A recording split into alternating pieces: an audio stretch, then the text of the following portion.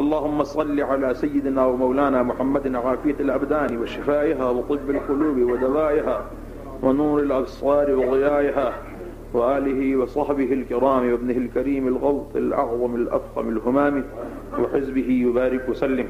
وہاں کیا مرتبہ اے غوث ہے بالا تیرا، اونچے اونچوں کے سروں سے قدم اعلیٰ تیرا، سر بھلا کیا کوئی جانے کہ ہے کیسا تیرا، اولیاء ملتے ہیں آنکھیں وہ ہے تلوہ تیرا، نبوی میاں علوی فصل بطولی گلشن، حسنی پھول حسینی ہے مہکنا تیرا، راج کس شہر پہ کرتے نہیں تیرے خدام، بانج کس نہر سے لیتا نہیں دریا تیرا، مزرعِ چشت و بخارا و عراق و اجمیر، کون سی کشت نہیں جس پہ برسا نہیں جھالا تیرا، مجھ کو رسوا بھی اگر کوئی کہے گا تو یوں ہی کہ وہی نہ وہ رضا بندہ رسوا تیرا۔ اس کو غوث اعظم رضی اللہ تعالیٰ عنہ کی 11ویں شریف کے عنوان کے تحت ذکر کیا جاتا ہے، اور پھر غوث اعظم کے 11ویں کے عنوان کے تحت قرآن کریم کا اجرا کیا جاتا ہے کہ قرآن کریم میں کہاں کہاں پر اللہ رب العالمین نے اپنے اولیاء اور اپنے محبوب بندوں کا ذکر کیا ہے، احادیث میں کہاں ذکر آیا ہے، اور پھر صحابہ کرام اہل بیت اعظام، پھر اپنے درجے کے اندر امت کے اجلہ علماء صالحین نے جو سرکار غوث اعظم رضی اللہ تعالیٰ عنہ کو ان اوپر کے اکابر اور بڑوں کے راستے پر چلنے کی بنا پر جو اللہ رب العالمین نے وہ کرامات، وہ عزت جو انبیاء کے سینوں پر اتارتا ہے، پھر ان کے متبعین کے سینوں پر اتارتا ہے، پھر ان کے راستے کو اختیار کرنے والوں کے سینے پر اتارتا ہے، تو وہ جھلک جو غوث اعظم کی زندگی میں نظر آتی ہے، اور اسلام کی خدمت کا ایک بڑا حصہ آپ کی ذات سے وابستہ ہے۔ محی الدین آپ کا لقب مبارک ہے، دین کو زندہ کرنے والا، تو آپ کو خراج تحسین پیش کرنے کے لیے اور آپ کی توسط سے تمام صحابہ اہل بیت اور امت کے اولیاء کو سلامی پیش کرنے کے لیے، تاکہ اس کے ذریعے ہمارا دل ایمان اور ایقان اور اسلام کی محبت سے رچ بس جائے، اور اس پر آشوب اور پر فتن دور میں ہمارے دلوں سے دنیاوی خیال چھٹ کر اللہ کی محبت اور دین کی عظمت آ جائے۔ اس مجموعہ فکر، اس مجموعہ ذکر کا نام 11ویں شریف ہوا کرتا ہے۔ آج کا درس کوئی طویل نہیں ہے، نہ کوئی ایسا ہے کہ جس کو ہم، بلکہ حضرات اولیاء کے حوالے سے چند ضروری باتیں، ان کے تبرکات، ان کے معاملات کے حوالے سے بعض لوگ اپنی کم علمی کی بنا پر، جہالت کی بنا پر یا علمی تکبر کی بنا پر یکسر اس کا انکار کرتے ہیں یا اس کی غلط تعویل کرتے ہیں۔ آج انشاءاللہ تحقیق سے ہم اس کا ایک تجزیہ اور جائزہ لیں گے۔ جمعۃ المبارکہ کے اندر بھی میں نے آپ کی خدمت کے اندر قرآن کریم کی وہ آیات، متعدد آیات پڑھ کر یہ ذکر کی جو ہمارے پیج پر بھی موجود ہے کہ اللہ کے سارے بندے ایک جیسے نہیں ہوتے ہیں، بلکہ قرآن کریم نے تو واضح طور پر یہ کہا ہے کہ جو ان پڑھ ہے اور جو پڑھے لکھے ہیں، جو علماء اور جو جاہل ہیں، وہ ایک جیسے نہیں۔ اسی طرح سورہ نحل کی آیت سے ہم نے آپ کے سامنے واضح کیا تھا، آگے وہ ذکر آئے گا کہ حضرات اولیاء کرام کی قدر جو ہے وہ یہ ہے کہ وہ اللہ کے محبوب ہیں، اور جو لوگ اپنی نادانی میں اپنی ریسرچ اور اپنی تحقیق کی بنیاد، اس کی بیس، اس کی فاؤنڈیشن اس نظریے، اس کانسیپٹ پر رکھتے ہیں کہ سب انسان برابر ہیں، تو ان کے سامنے پھر یہ آیات اور یہ موضوع کھل نہیں پاتا، اور پھر وہ جو منہ میں آتا ہے بے ادبی کے جملے معاذ اللہ کہنا شروع ہو جاتے ہیں۔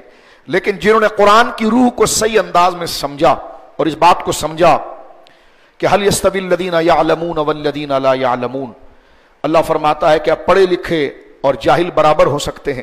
جس نے اپنی ریسرچ اور اپنی تحقیق کی بنیاد اور بیسک کانسیپٹ یہ رکھا اور درست رکھا کہ اللہ نے پیدا تو سب کو کیا ہے، لیکن درجے بزرگی کے اللہ نے سب کو نہیں دیے ہیں، اس بنیاد پر جو اپنی تحقیق کو کھڑا کرتا ہے، تو اس کے سامنے قرآن کریم کی یہ قیمتی باتیں واضح ہو جانا شروع ہو جاتی ہے کہ اللہ رب العالمین اپنے دشمنوں کو، کفار کو، مشرکین کو کس قدر ان کو ذلیل اور خوار اور ان پر عذابات اتارتا ہے، لیکن جو اس کے محبوب اور اس کے پسندیدہ، اس کے دین کو سنبھالنے والے، اس کے راستے پر چلنے والے ہیں، ان کو اللہ کس قدر انعام و اکرام سے نوازتا ہے۔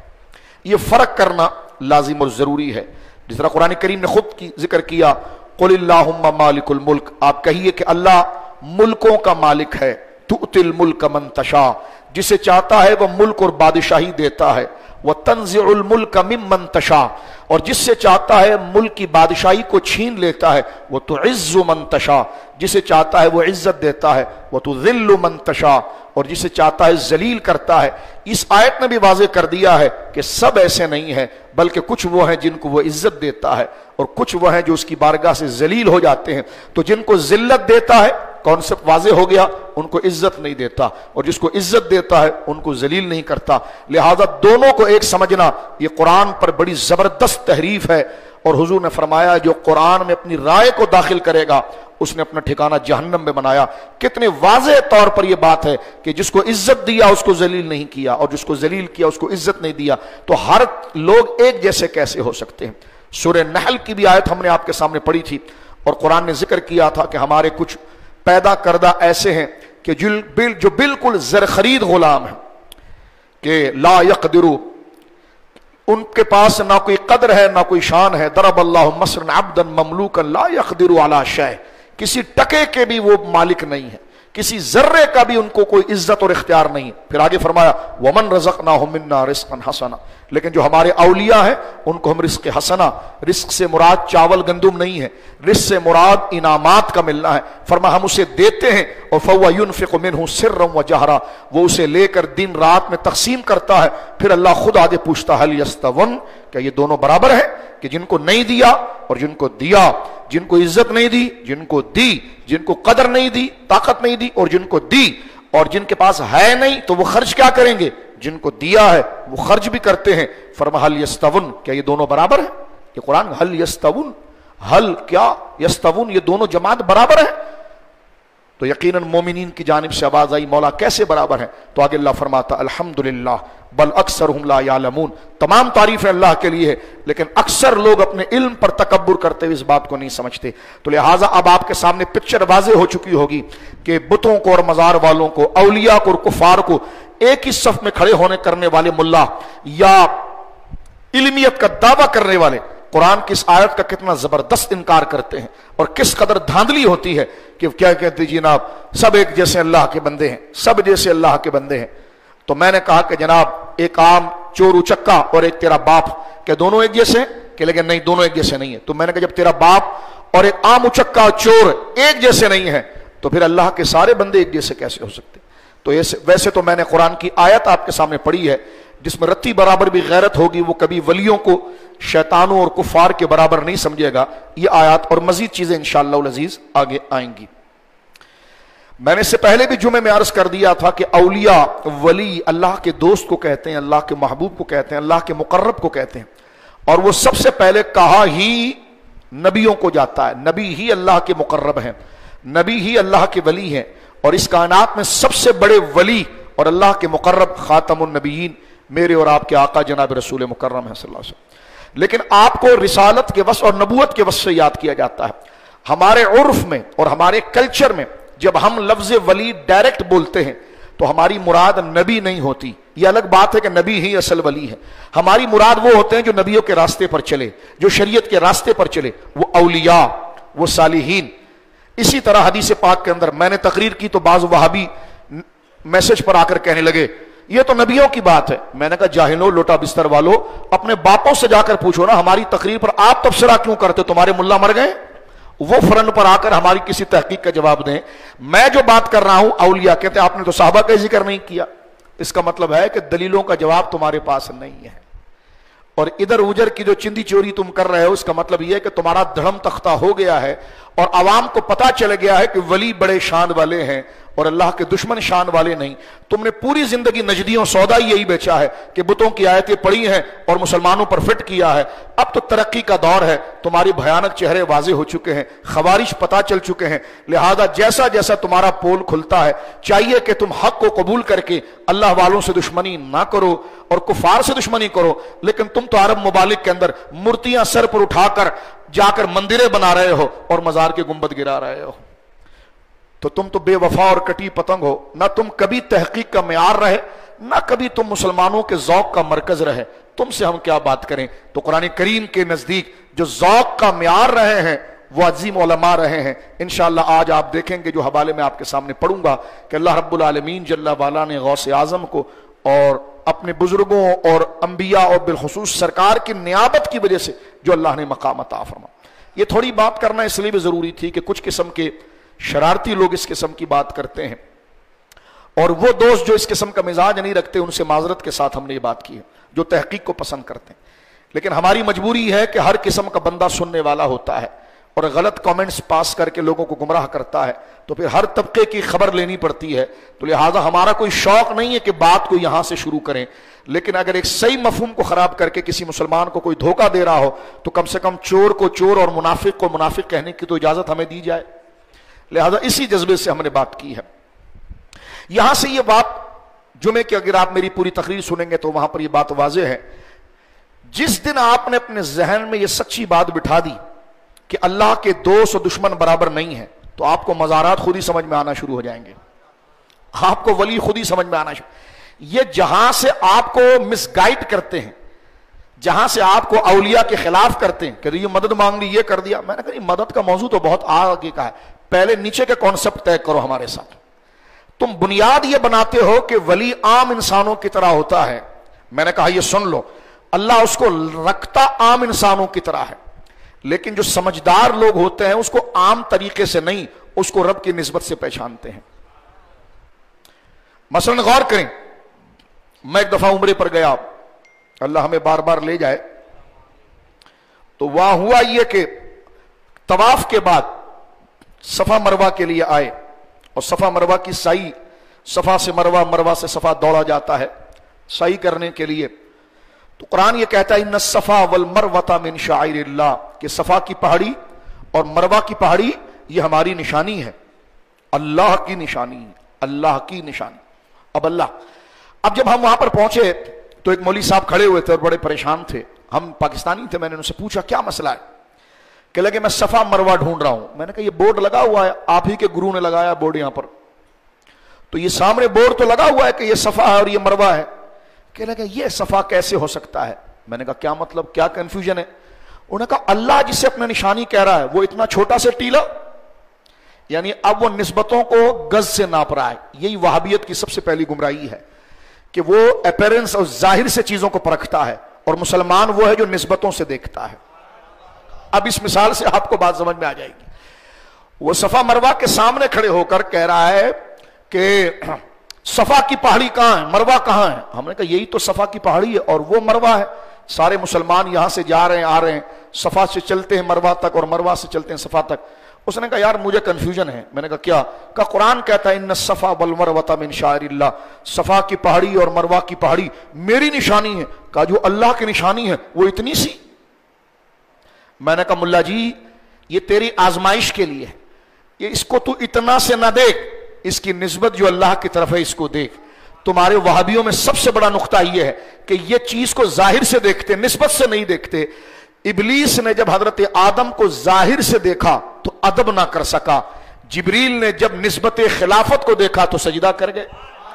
یہی مزاج اہل سنت کا ہے کہ یہ ولیوں کو ظاہر سے نہیں دیکھتے, ان کی نسبت جو اللہ سے اس کو دیکھتے ہیں. تو وہ صفا مروہ کو ابھی انچی ٹیپ سے ناپ رہا تھا, وہ سمجھتا تھا کہ شاید یہاں پر ہمالیہ کا پہاڑ ہو اور ادھر کیٹو کا پہاڑ ہو, لگے جناب اتنا بھاری بھرکم ہے تو اس سے میرا دل ہو کہ جناب یہ تو اللہ کی نشانی ہے. آپ سمجھ رہے, اللہ کی نشانی. میں نے کہا یہی آزمائش ہے, اللہ ولیوں کو رکھتا ہے عام لوگوں کے درمیان, اور اور امتحان لیتا ہے کہ کون ان کے ظاہر سے اندازہ لگاتا ہے اور کون ان کے تقوی, طہارت اور ان کی نسبت سے اندازہ لگاتا ہے.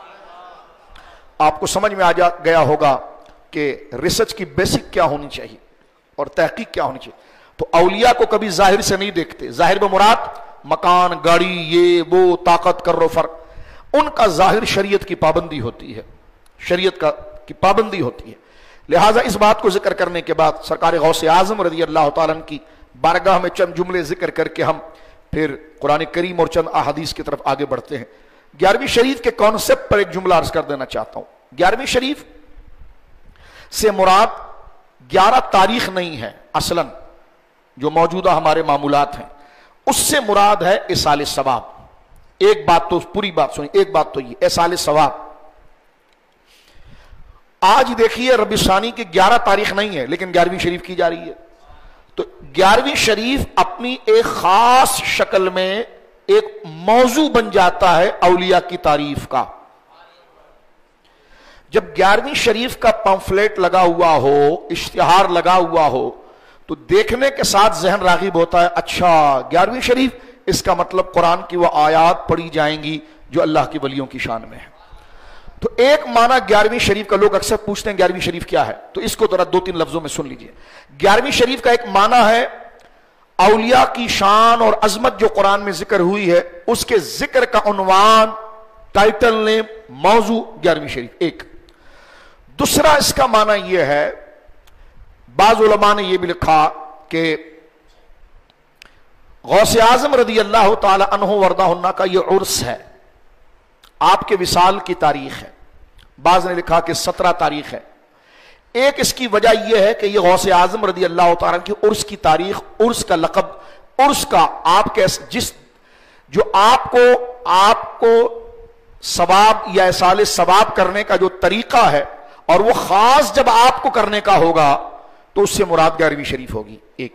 تیسری اس کی وجہ یہ بھی ہے کہ غوث اعظم رضی اللہ تعالی عنہ پابندی کے ساتھ 11 کو حضور علیہ السلام کا ذکر کرتے تھے اور میلاد شریف کی محفل منعقد کرتے تھے. سرکار دو عالم صلی اللہ علیہ وسلم کی بارگاہ میں ہدیہ درود پیش کرنے کا انتظام اپنے مریدوں کے ساتھ کرتے تھے. یہی چیز مشہور ہونے کے بعد یہ غوث اعظم رضی اللہ تعالیٰ عنہ کے ایصال ثواب میں منتقل ہو گئی. لیکن یہ میں صرف ایک کانسیپٹ بتا رہا ہوں، اس میں قطعاً کوئی جانے کی ضرورت نہیں ہے. یہ صرف ایک تاریخی پہلو اور دور اور ادوار کے حوالے سے اس نام کی کنڈیشن اور اس کی ڈیفینیشن، اس کی لاجک کیا ہے، اس میں کیا انفارمیشن ہے، وہ بتانا مقصد تھا. لیکن مراد 11ویں شریف کے ساتھ یہ ہے کہ ذکر اولیاء، ذکر صحابہ، ذکر اہل بیت اور اللہ والوں کی شان و عظمت کے ذکر کو، بیان کو، اور پھر اس میں خاص غوث اعظم رضی اللہ تعالیٰ عنہ کی علمی خدمات اور روحانی خدمات کو خراج تحسین پیش کرنے کو 11ویں شریف کہا جاتا ہے. اور کوئی کہ آپ نے نام کیسے رکھ لیا، تو یہ بالکل ستی اور پیدل اور پاگل لوگوں کا کام ہے. اس لیے کہ کسی بھی فن کو، کسی بھی خیر کے کام کو آپ جمع کریں، کیونکہ ہم پڑھے لکھے سے بات کریں گے، لوٹا بستر اٹھا کے ادھر ادھر بھٹکنے والے سے کیا بات کریں گے. جب علماء یہ لفظ کہہ رہے ہیں تو جاہل لوگ تو نہیں کہہ رہے، تو اپنا علم بڑھاؤ نا کہ اس کے کہنے کی وجہ کیا. دیکھیں، ایک ہو آپ جب کسی بھی انفارمیشن، کسی بھی چیز کی کلیکٹ کرتے ہیں، جمع کرتے ہیں، تو پھر اس کو سیو کرنے کے لیے اس کو ایک ٹائٹل نیم دیتے ہیں. تو شریعت مطہرہ کے اندر کوئی بھی سبجیکٹ اور کوئی بھی خیر کی بات کو اگر آپ کرنا چاہتے ہیں، اس ایونٹ کو منانا چاہتے ہیں، تو آپ کی مرضی ہے، آپ اس پر کوئی بھی نام رکھیں. جیسے ہمارے وہاں وضو غسل کا جب درس دیا جاتا ہے تو درس فقہ نام رکھا جاتا ہے. اب سرکار کے دور میں یہ تھوڑی نام رکھا جاتا تھا. درس فقہ کے نام سے یہ بات سمجھ میں آ جاتی ہے کہ اس میں احکام کی بات ہوگی. اسی طرح درس میلاد سے یہ بات سمجھ میں آ جاتی ہے کہ اس میں سرکار کی شان بیان کی جائے گی. اور درس 11ویں کے عنوان سے یہ بات سمجھ میں آ جاتی ہے کہ اس میں اولیاء کی شان بیان کی جائے گی. بس یہ بات سمجھ لیجئے. لاجیکل یہ چھوٹی چھوٹی باتیں ہیں جس سے بد مذہب گمراہ کرنے کی کوشش کرتا ہے، جبکہ اس کا ٹاپک سے کوئی سروکار نہیں. کوئی 11ویں شریف نہ بھی کہے تو کیا ہوتا ہے، لیکن جو کہتا ہے اس کی وجہ یہ ہے، اور یہ وجہ کوئی ہماری سماج کے تعارف کے حوالے سے ہے. جیسے ہمارے شہروں کا نام رکھ دیا جاتا ہے، جیسے ہمارے اسکولز کا نام رکھ دیا جاتا ہے، جیسے ہماری مسجدوں کا نام رکھ دیا، جیسے مسجد ابو بکر صدیق، بولے قرآن سے دکھاؤ کہ دوراجی میں جو مسجد ہوگی اس کا نام ابو بکر. تو اس پاگل کو کیا جواب دیں گے آپ؟ بھائی ہم 4 لوگوں کو اچھا لگا کہ جناب یہ نام بڑا اچھا ہے، تو ہم اچھا نام ہے، نام تو کوئی برا نہیں ہے، تو ہم نے مسجد کا نام رکھ دیا، تو کیا حرج ہے؟ وہ کہے گا نہیں قرآن سے بتاؤ، حدیث سے بتاؤ. تو میں نے کہا یہ اگر ہے تو تمہاری بالکل، میں نے تو منا کے اندر دیکھا ہے جامعہ مسجد عبداللہ بن باز. تو میں پوچھتا ہوں، یہ مفتی اعظم سعودیہ کے نام سے جو پوری مسجد کھڑی کر دی ہے عبداللہ بن باز، یہ ہمارے نیپا چورنگی پر آپ چڑھائی چڑھتے ہیں تو جناب ایک بڑا جامعہ امام ابن تیمیہ. تو میں نے کہا یہ ساری نسبتیں کیسے جائز ہو گئی ہے؟ تو لہٰذا یہ تو آپ ابا کھیل رہے ہیں کہ اپنے لوگوں کے نام پر رکھیں. تو کہنے کا مقصد یہ ہے کہ خیر کے کام کے لیے اگر اس کو پکارنے کے لیے کوئی عنوان دے دیا جائے تو وہ عنوان ناجائز نہیں ہے، اور اس میں الجھنا نہیں چاہیے. بد مذہب اصل دلائل سے بھگانے کی وجہ سے ان چھوٹی چھوٹی باتوں کو آپ میں الجھاتا ہے جو ضروری بھی نہیں ہے، جیسا میں نے آپ کو بتایا جو ضروری بھی نہیں ہے، ایسا الجھا دیتا ہے اور اس الجھاؤ کے ذریعے آپ کے دل سے سچی محبت نکالنا چاہتا ہے۔ اللہ محفوظ فرمائے۔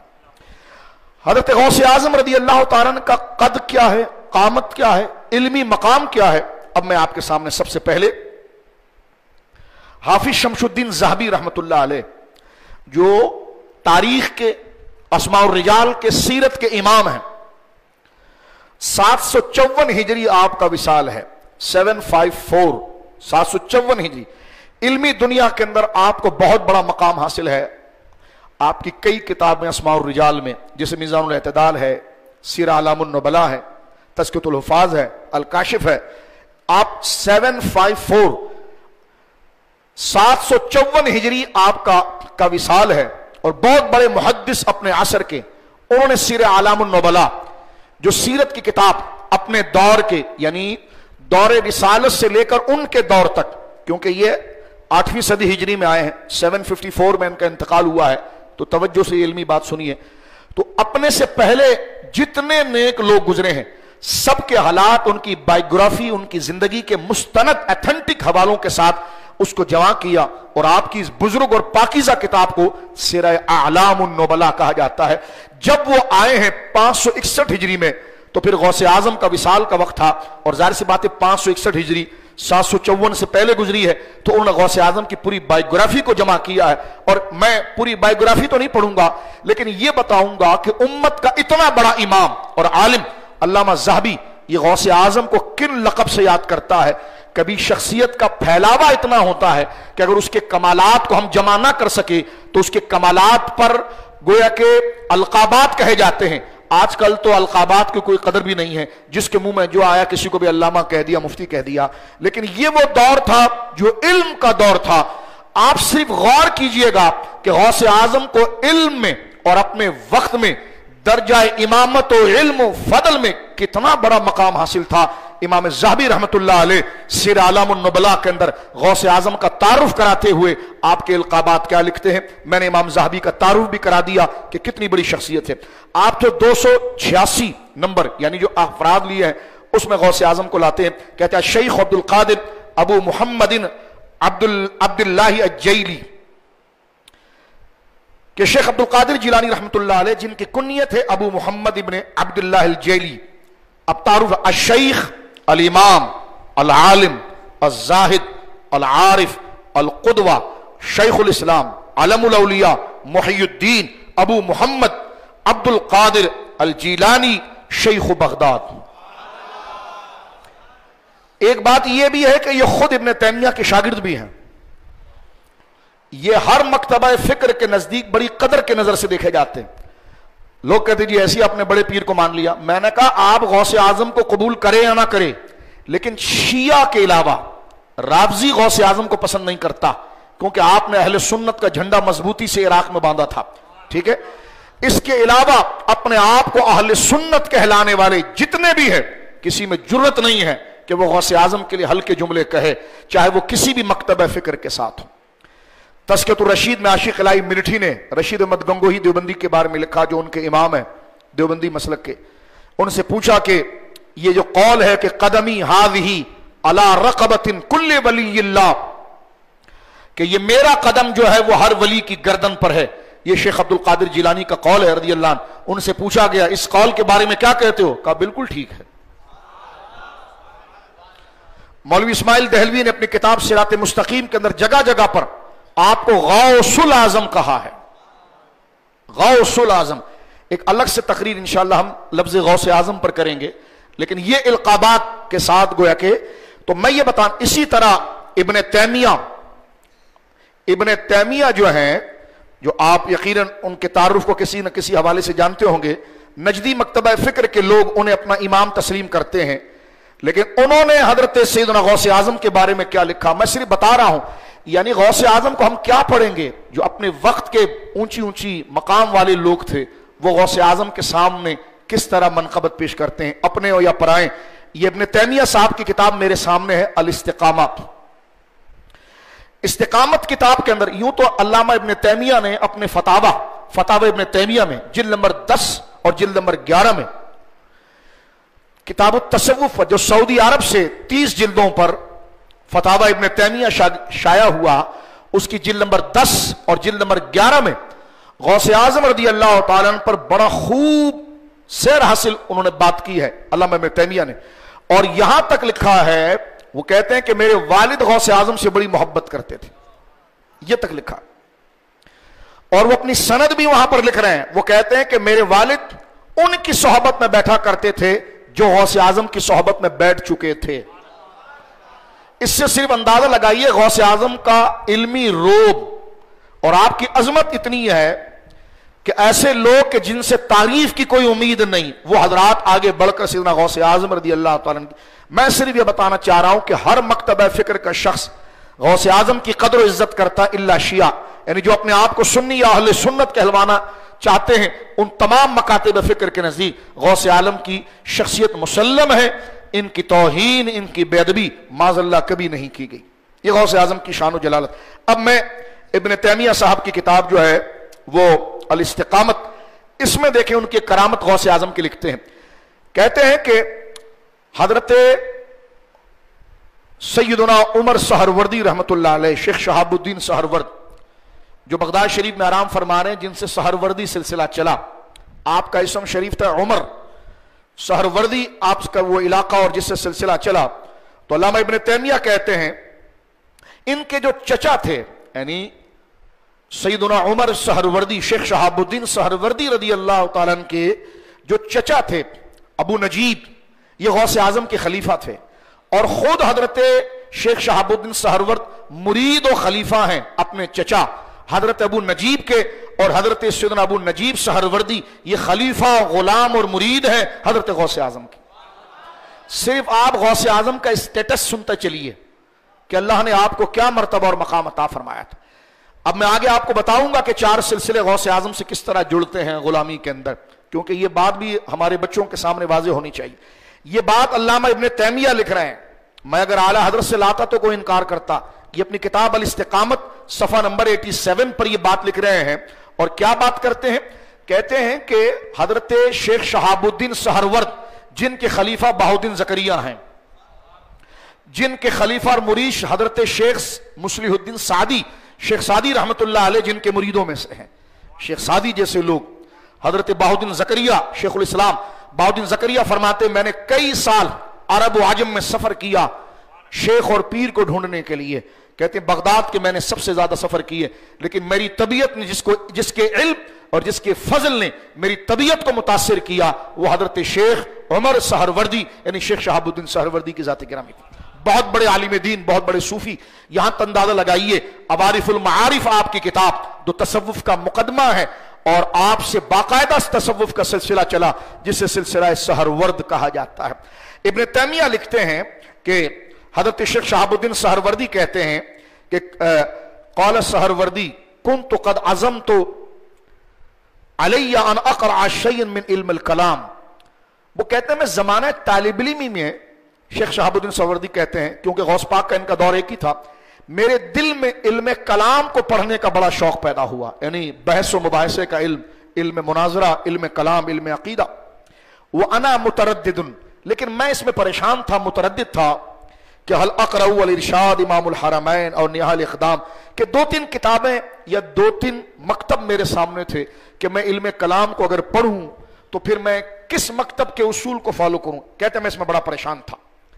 فذهبت مع خالی ابی نجیب، میں اپنے چچا ابو نجیب کے ساتھ پہنچا حضرت غوث پاک کے پاس، یہ ابن تیمیہ لے وَكَانَ يُصَلِّي بِجُنْبِ شیخ عبد القادر، اور میں نے دیکھا کہ حضرت سیدنا غوث اعظم ایک جانب نماز پڑھ رہے تھے، اور کہتے ہیں میں اپنے چچا کے ساتھ، حضرت شیخ صاحب الدین سہروردی کہتے ہیں میں اپنے چچا کے ساتھ غوث اعظم کے پاس جب پہنچا ایک جانب بیٹھ گیا، کہتے ہیں میں جو نیت لے کر میں آیا تھا کہ غوث اعظم سے پوچھوں گا یا اپنے چچا کو کہوں گا، کیونکہ مجھے تو غوث پاک کا بڑا روب تھا، تو میں اپنے چچا سے کہوں گا کہ میرے بارے میں پوچھے کہ میں کون سی کتاب پڑھوں کیا نہیں پڑھوں، تو کہتے ہیں غوث اعظم نماز پڑھ رہے تھے اور میں نے سفر کیا اور آیا، تو کہتے ہیں فَإِلْتَفَتِ الشَّيْخ، غوث اعظم نے نماز سے جیسے فارغ ہوئے تو میری طرف دیکھا اور دیکھ کر فرمایا قال لی یا عمر، اے عمر، یعنی شیخ شہروردی کو فرمایا اے عمر، ما ہوا ما زاد القبر، ما ہوا من زاد القبر، یہ علم جو تو پڑھ رہا ہے نا یہ چھوڑ، وہ علم پڑھ جو قبر میں کام آئے گا۔ اب وہ کہتے ہیں یہ بات تو میں دل میں لے کر آیا تھا کہ میں غوث پاک سے پوچھوں گا۔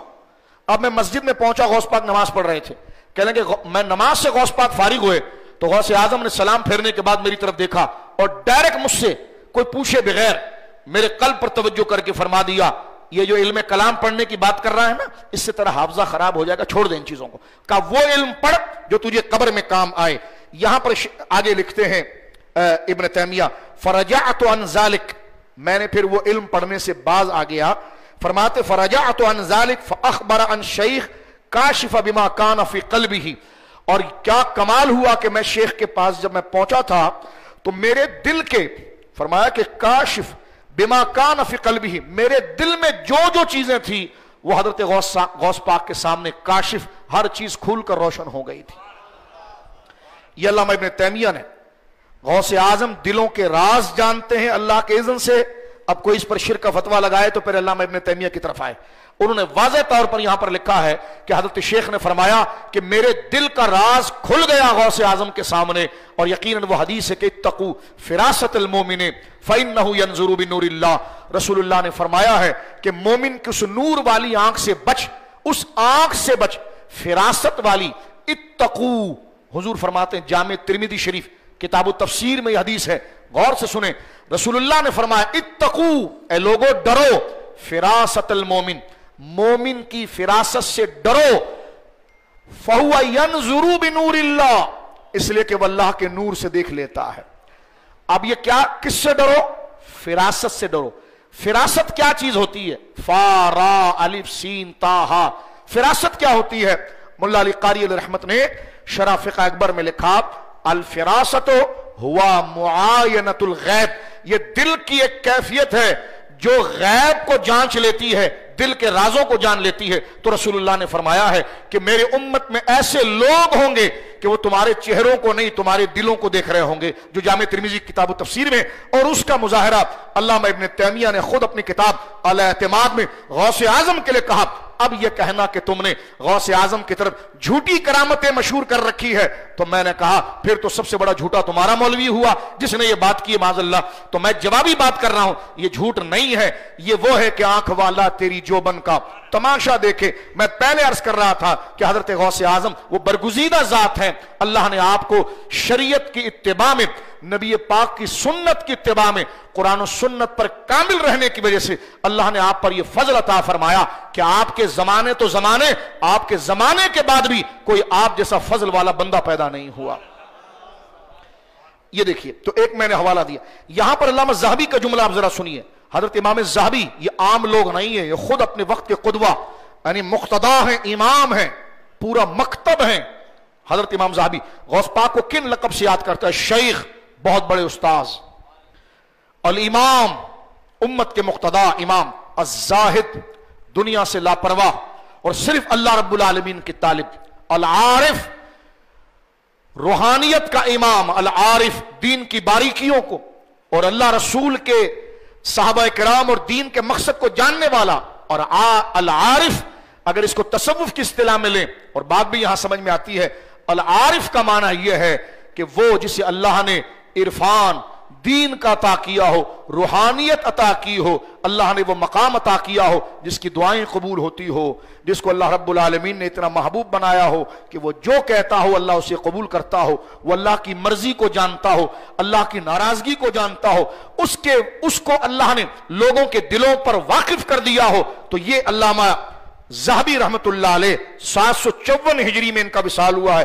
یہ غوث پاک کے بارے میں لکھتے ہیں، فرمایا غوث پاک عارف ہیں، الشیخ، الامام، العالم، الزاہد، القدوہ۔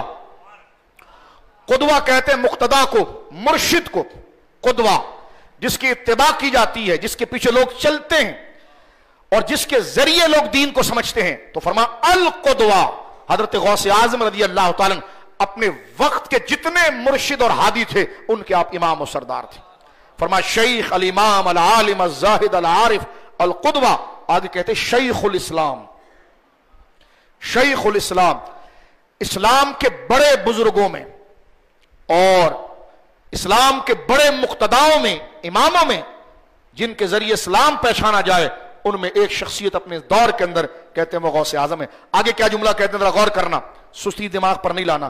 الشیخ الامام العالم الزاہد العارف القدوہ، صرف علمی بات ہو رہی ہے، کوئی فضول بات نہیں ہو رہی، اور ایسی بات آپ کبھی کبھی کہیں کہیں سنیں گے، تو غور سے سنیے، غوث اعظم کو علم کی نسبت سے جانیے۔ الشیخ العالم الامام الزہد العارف الزاہد العارف القدوہ شیخ الاسلام۔ آگے جملہ کیا لکھتے ہیں، فرماتے علم الاولیاء، اولیاء کی پہچان اور اولیاء کا نشان، یعنی کہنے کا مقصد کیا، علم الاولیاء، علم نام کو بھی کہتے ہیں، علم جھنڈے کو بھی کہتے ہیں، علم نشان کو بھی کہتے ہیں۔ کہنے کا کیا مقصد، مقصد یہ ہے کہ ولی اللہ کا محبوب بندہ ہوتا ہے، کہتے ہیں یہ علم الاولیاء ہے کہ جب بھی ولی کا نام آئے تو ذہن میں ان کا نام آ جاتا ہے، زبان سے جب ولی کا نام آئے تو ذہن میں شیخ عبد القادر جیلانی کا نام آتا رضی اللہ عنہ۔ یہ کون لکھ رہا ہے، یہ علامہ ابن تیمیہ کے شاگرد علامہ الذہبی لکھ رہے ہیں، الشیخ الامام العالم الزاہد العارف القدوہ شیخ الاسلام علم الاولیاء محی الدین۔ یہ ہم نے نہیں بنایا، دیکھیں لکھتے محی الدین، دین کو زندہ کرنے والا، اپنے دور میں اسلام کے خلاف کھڑی ہونے والی سیاسی تنظیموں کا آپ نے مقابلہ کیا، سماجی تنظیموں کا آپ نے مقابلہ کیا، ہر وہ تحریک، ہر وہ بات جو اسلام کے مقابلے پر کھڑی ہوئی، حضرت غوث اعظم نے علم و فضل کے ساتھ لوگوں کو بیدار کیا۔ ہر قسم کی بدعات، خوارج کی بدعات، ناسبیت کی بدعات، رافضیت کی بدعات، دین کے اندر جو لا کر اسلام کے شرازے کو منتشر کی جا رہی تھی۔ آپ کی کتاب اٹھا کر اگر آپ دیکھیں، اصول دین کو دیکھیں، آپ کی کتاب فتح الغیب کو دیکھیں، آپ کی کتاب فتح الربانی کو دیکھیں، آپ کی کتاب غنیت الطالبین کو دیکھیں، تو بندہ دیکھ کر حیران ہوتا ہے کہ غوث اعظم رضی اللہ تعالیٰ عنہ گدی کندھے پر رکھ کر پھرنے والے لوگوں میں سے نہیں معاذ اللہ، بلکہ وہ ہیں کہ ہر وقت قرآن و سنت کے تحت فیصلہ کرنے والے اور لوگوں کو سنت اور قرآن اور اسلام پر لانے والے۔ یہ نہیں کہ جب دین پر حملہ ہو جائے تو پیر صاحب شارٹ ہو جائیں اور بھاگ جائیں اور کہیں کہ جناب نہیں، یہ تو ہمارا ایشو نہیں ہے، ختم نبوت ہمارا ایشو نہیں ہے، صحابہ کی عزت ہمارا ایشو نہیں ہے۔ تو ان کو غوث پاک سے کیا ملا، وہ تو مرید بھی نہیں رہے، چور ہو گئے، مرید بھی نہیں رہے۔ غوث پاک وہ ہیں محی الدین۔ آپ نے جب شیعت نے حملہ کیا اہل سنت پر تو غوث اعظم نے مناظروں کے ذریعے، تحریروں کے ذریعے اہل سنت کو بچایا۔ جب عیسائی مشنری حضور کی نبوت صلی اللہ علیہ وسلم اور اسلام پر رقیق اور خسیس حملے اعتراضات کرنے لگے تو اس وقت حضرت غوث اعظم تھے جنہوں نے تحریر، تلقین، تبلیغ شب و روز لگا کر دین کی حفاظت کی۔ تو مرشد گونگا اور جاہل نہیں ہوتا، مرشد عالم اور بیدار اور دین کی خدمت کے لیے ہمیشہ ہتھیلی پر جان لیے کھڑا ہوتا ہے، اسے موت سے ڈر نہیں ہوتا، کیونکہ جسے موت سے ڈر ہوگا وہ مرشد نہیں ہو سکتا، اور جسے موت سے پیار ہوگا وہی اللہ کا ولی ہوگا۔ کیوں؟ اس لیے کہ ولی خدا کا دوست ہوتا ہے اور دوست دوست سے ملنا چاہتا ہے، اور ملنا جب ہوگا کیونکہ جب بیچ میں موت ہے، موت ایک واسطہ ہے جو اس کے دوست کو دوست سے ملائے گی۔ تو لہٰذا ولی موت کا سوال تو نہیں کرتا لیکن موت سے ڈرتا نہیں، اسے یقین ہوتا ہے کہ اپنے ٹائم پر آئے گی، اور اسے پتا ہوتا ہے کہ موت جس حال میں بھی آئے مومن کے لیے وہ نعمت اور دلہن ہے، اس لیے کہ یہی وہ ذریعہ ہے، یہی وہ واسطہ ہے کہ جو اس محبوب کو اس محبوب سے ملا دیتا ہے۔ اور غوث اعظم کی پوری زندگی یہاں موجود ہے۔ اس لیے حضور نے فرمایا تھا میری امت کا زوال جب ہوگا کہ حب الدنیا و کراہیت الموت، جو میری امت دنیا سے محبت کرے گی اور موت سے نفرت کرے گی۔ آج یہی حال ہمارے ڈبے پیروں کا ہوا ہے۔ مشائخ کی بات نہیں کر رہا، پیران کامل کی بات نہیں کر رہا، تعویذ بیچنے والوں کی بات کر رہا ہوں، اپنے جبہ بیچنے والوں کی بات کر رہا ہوں۔ پھر وہ بیچ باچ کر اپنا ایک سوسائٹی میں نام کر لیتے ہیں، بعد میں شریعت کے بارے میں جو بک بک کر، یہ کینسر کا علاج کرتے ہیں جی بخار کا علاج کرتے ہیں۔ تو میں نے کہا ٹھیک ہے، اس علاج سے ان کو یہ اجازت نہیں مل سکتی کہ وہ عقیدے میں کوئی بات شامل کریں۔ عملیات اور چیز ہے، بابا گیری اور چیز ہے، ولی ہونا اور چیز ہے۔ عملیات اور ہوتے ہیں، مرشد اور ہوتا ہے۔ مرشد وہ ہوتا ہے جو غوث پاک کے طریقے پر چلے، قرآن و سنت کا عالم ہو اور اسلام کے خلاف اٹھنے والی ہر آواز کو وہ دیکھے اور ہر اٹھنے والی آنکھ میں آنکھ ڈال کر اسلام کی حفاظت کرے، جس میں یہ غیرت، جس میں یہ حمیت ہوگی، وہی مرشد ہوتا ہے، وہی پیر ہوتا ہے۔ اس کے لیے ٹوپی پگڑی جبہ نقش و نگار اور لالی پاؤڈر شرط نہیں ہوتا، اس کے لیے شرط ہوتا ہے عقیدہ، قرآن و سنت کی تعلیم، اور ہر اسلام کے خلاف اٹھنے والی تحریک، چاہے وہ سیاسی ہو چاہے وہ کوئی تحریک ہو، اس کے مقابلے پر کھڑے ہو کر اس کے نزدیک محبت، اس کے نزدیک ہمدردی کا معیار اللہ کی محبت ہوتی ہے۔ کہتے جی صوفی کسی سے نفرت نہیں کرتا، میں نے کہا صوفی کہتے اللہ کے دوست کو ہے، جس سے خدا نفرت کرے، اگر وہ اس سے نفرت نہیں کرے گا تو خدا کا دوست کیسے ہو جائے گا؟ ہاں، صوفی اپنے دشمنوں سے نفرت نہیں کرتا، صوفی ذاتی معاملات والے سے دشمنی نہیں کرتا، لیکن جو اللہ کے دین کو گرائے، شریعت کو گرائے، صوفی سب سے پہلے اسی پر اپنا اقدام کرتا ہے۔ کیونکہ صوفیوں کے امام ابو بکر صدیق، انہوں نے مسلمہ کذاب کے خلاف تلوار اٹھائی، صوفیوں کے امام فاروق اعظم، انہوں نے باطل کے خلاف تلوار اٹھائی، صوفیوں کے امام مولا مرتضی شیر خدا، انہوں نے جناب بدر و حنین کے اندر گویا کہ باطل کے مقابلے پر تلوار اٹھائی۔ تو جہاں سخت بننا ہے اللہ کے لیے وہاں سخت بنتا ہے، جہاں نرم بننا ہے اللہ کے لیے وہاں نرم بنتا ہے۔ یہ اپنی بے حسی اور بزدلی اور بےغیرتی کو نام کیا دیتے؟ نہیں، صوفی کسی کے خلاف نہیں ہوتا۔ میں نے کہا غوث پاک کی آدھی زندگی مناظروں میں گزری ہے، مباحثوں میں گزری ہے، رافضی سے مناظرہ، اہل سنت کا تعارف، اور یہ نہیں کہ جب غوث پاک سے پوچھا گیا آپ کون ہیں، تو جیسا آج پوچھا جاتا ہے ان ڈبے پیروں سے، میں پیران نظام کی بات نہیں کر رہا جو ان کا حلیہ اوڑھ کر آج ہمارے اندر گھسے ہوئے ہیں، چند باتیں یاد کر لیتے ہیں کہ ہم ناف صحیح کر دیں گے، ہم سر کا درد دور کر دیں گے، ہم بخار صحیح کر دیں گے، چلو اچھی بات، لیکن اس کا یہ مطلب ہے کہ تم ٹوٹکوں کے ذریعے تم شریعت میں داخل ہو جاؤ گے، صحابہ کے لیے تم کمنٹس پاس کرو گے؟ تو میرے بچوں بزرگوں غور سے سن لیجئے، عملیات اور چیز ہے، مرشد اور پیر ہونا اور ہے۔ دیکھو نوری اور ناری علم سے فرق کرتے ہوئے بات کرتا ہوں، ہندو بھی جنات اتار لیتا ہے، اگر جنات اتار دینا مرشد ہونے کا کمال ہے تو ہندو بھی اپنے خاص منتر جنتر کے ذریعے، خاص خبیث عملیات کے ذریعے ایک خاص منفی طاقت کو اختیار کر کے وہ جادو بھی اتار سکتا ہے، جادو کر بھی سکتا ہے، وہ جن اتار بھی سکتا ہے، جن اثرات بھیج بھی سکتا ہے۔ تو اس کا ولایت سے کیا تعلق ہے؟ تو اگر وہ کسی کا جن اتار دے تو کیا اس کو ولی مانیں گے؟ معاذ اللہ، لیاذ باللہ۔ ولی ہونے کے لیے پہلے ایمان شرط ہے، لہٰذا میرے بھائیوں چوکنا ہو جاؤ اور سن لو، ہاتھ اب آپ دیکھیں عامل کے ہاتھ نہیں چھومے جاتے، مرشد کے ہاتھ چھومے جاتے، یہ سن لیجیے آپ، کیونکہ اب آپ دیکھیں آپ ڈاکٹر آپ کا علاج کر دے تو آپ ڈاکٹر کے ہاتھ نہیں چومتے، لیکن مرشد علماء کے ہاتھ چومتے ہیں۔ تو پتا چلا جس سے دنیاوی ریلیشن ہوتا ہے اس کی تعظیم ایسی نہیں ہوتی۔ تو ہاتھ چومنے کا کانسیپٹ یہ ہے کہ آپ نے اس کو دینی پیشوا سمجھا، جب دینی پیشوا سمجھا تو اس کے لیے دینی ہونا شرط ہے، اس کا عقیدہ جانا جائے گا، اس کا مرشد جانا جائے گا، اس کا علم جانا جائے گا، کیونکہ آپ اس سے کنیکشن دین کی وجہ سے رکھ رہے ہیں۔ تو جب دین کی وجہ سے رکھ رہے ہیں تو اس میں دین کو دیکھیں نا، سمجھ رہے ہیں آپ؟ دین کو دیکھیں۔ ہمارے دوراجی کا بھی حال ہے، کوئی بابا آ جائے تو ہماری پوری قوم اس کے پیچھے نکل پڑتی، سارا ہمارا علاقہ اس کا مرید ہو جاتا ہے، وہ شارٹ ہو جاتا ہے، دوسرا آتا تو پھر اس کے مرید ہو جاتے ہیں۔ اب اللہ کا فضل ہے سمجھدار ہو گئے ہیں، تو میں نے کہا یہ تعویذ سے مرید نہیں ہوتے، یہ الگ مسئلہ، میری بات پوری سننا۔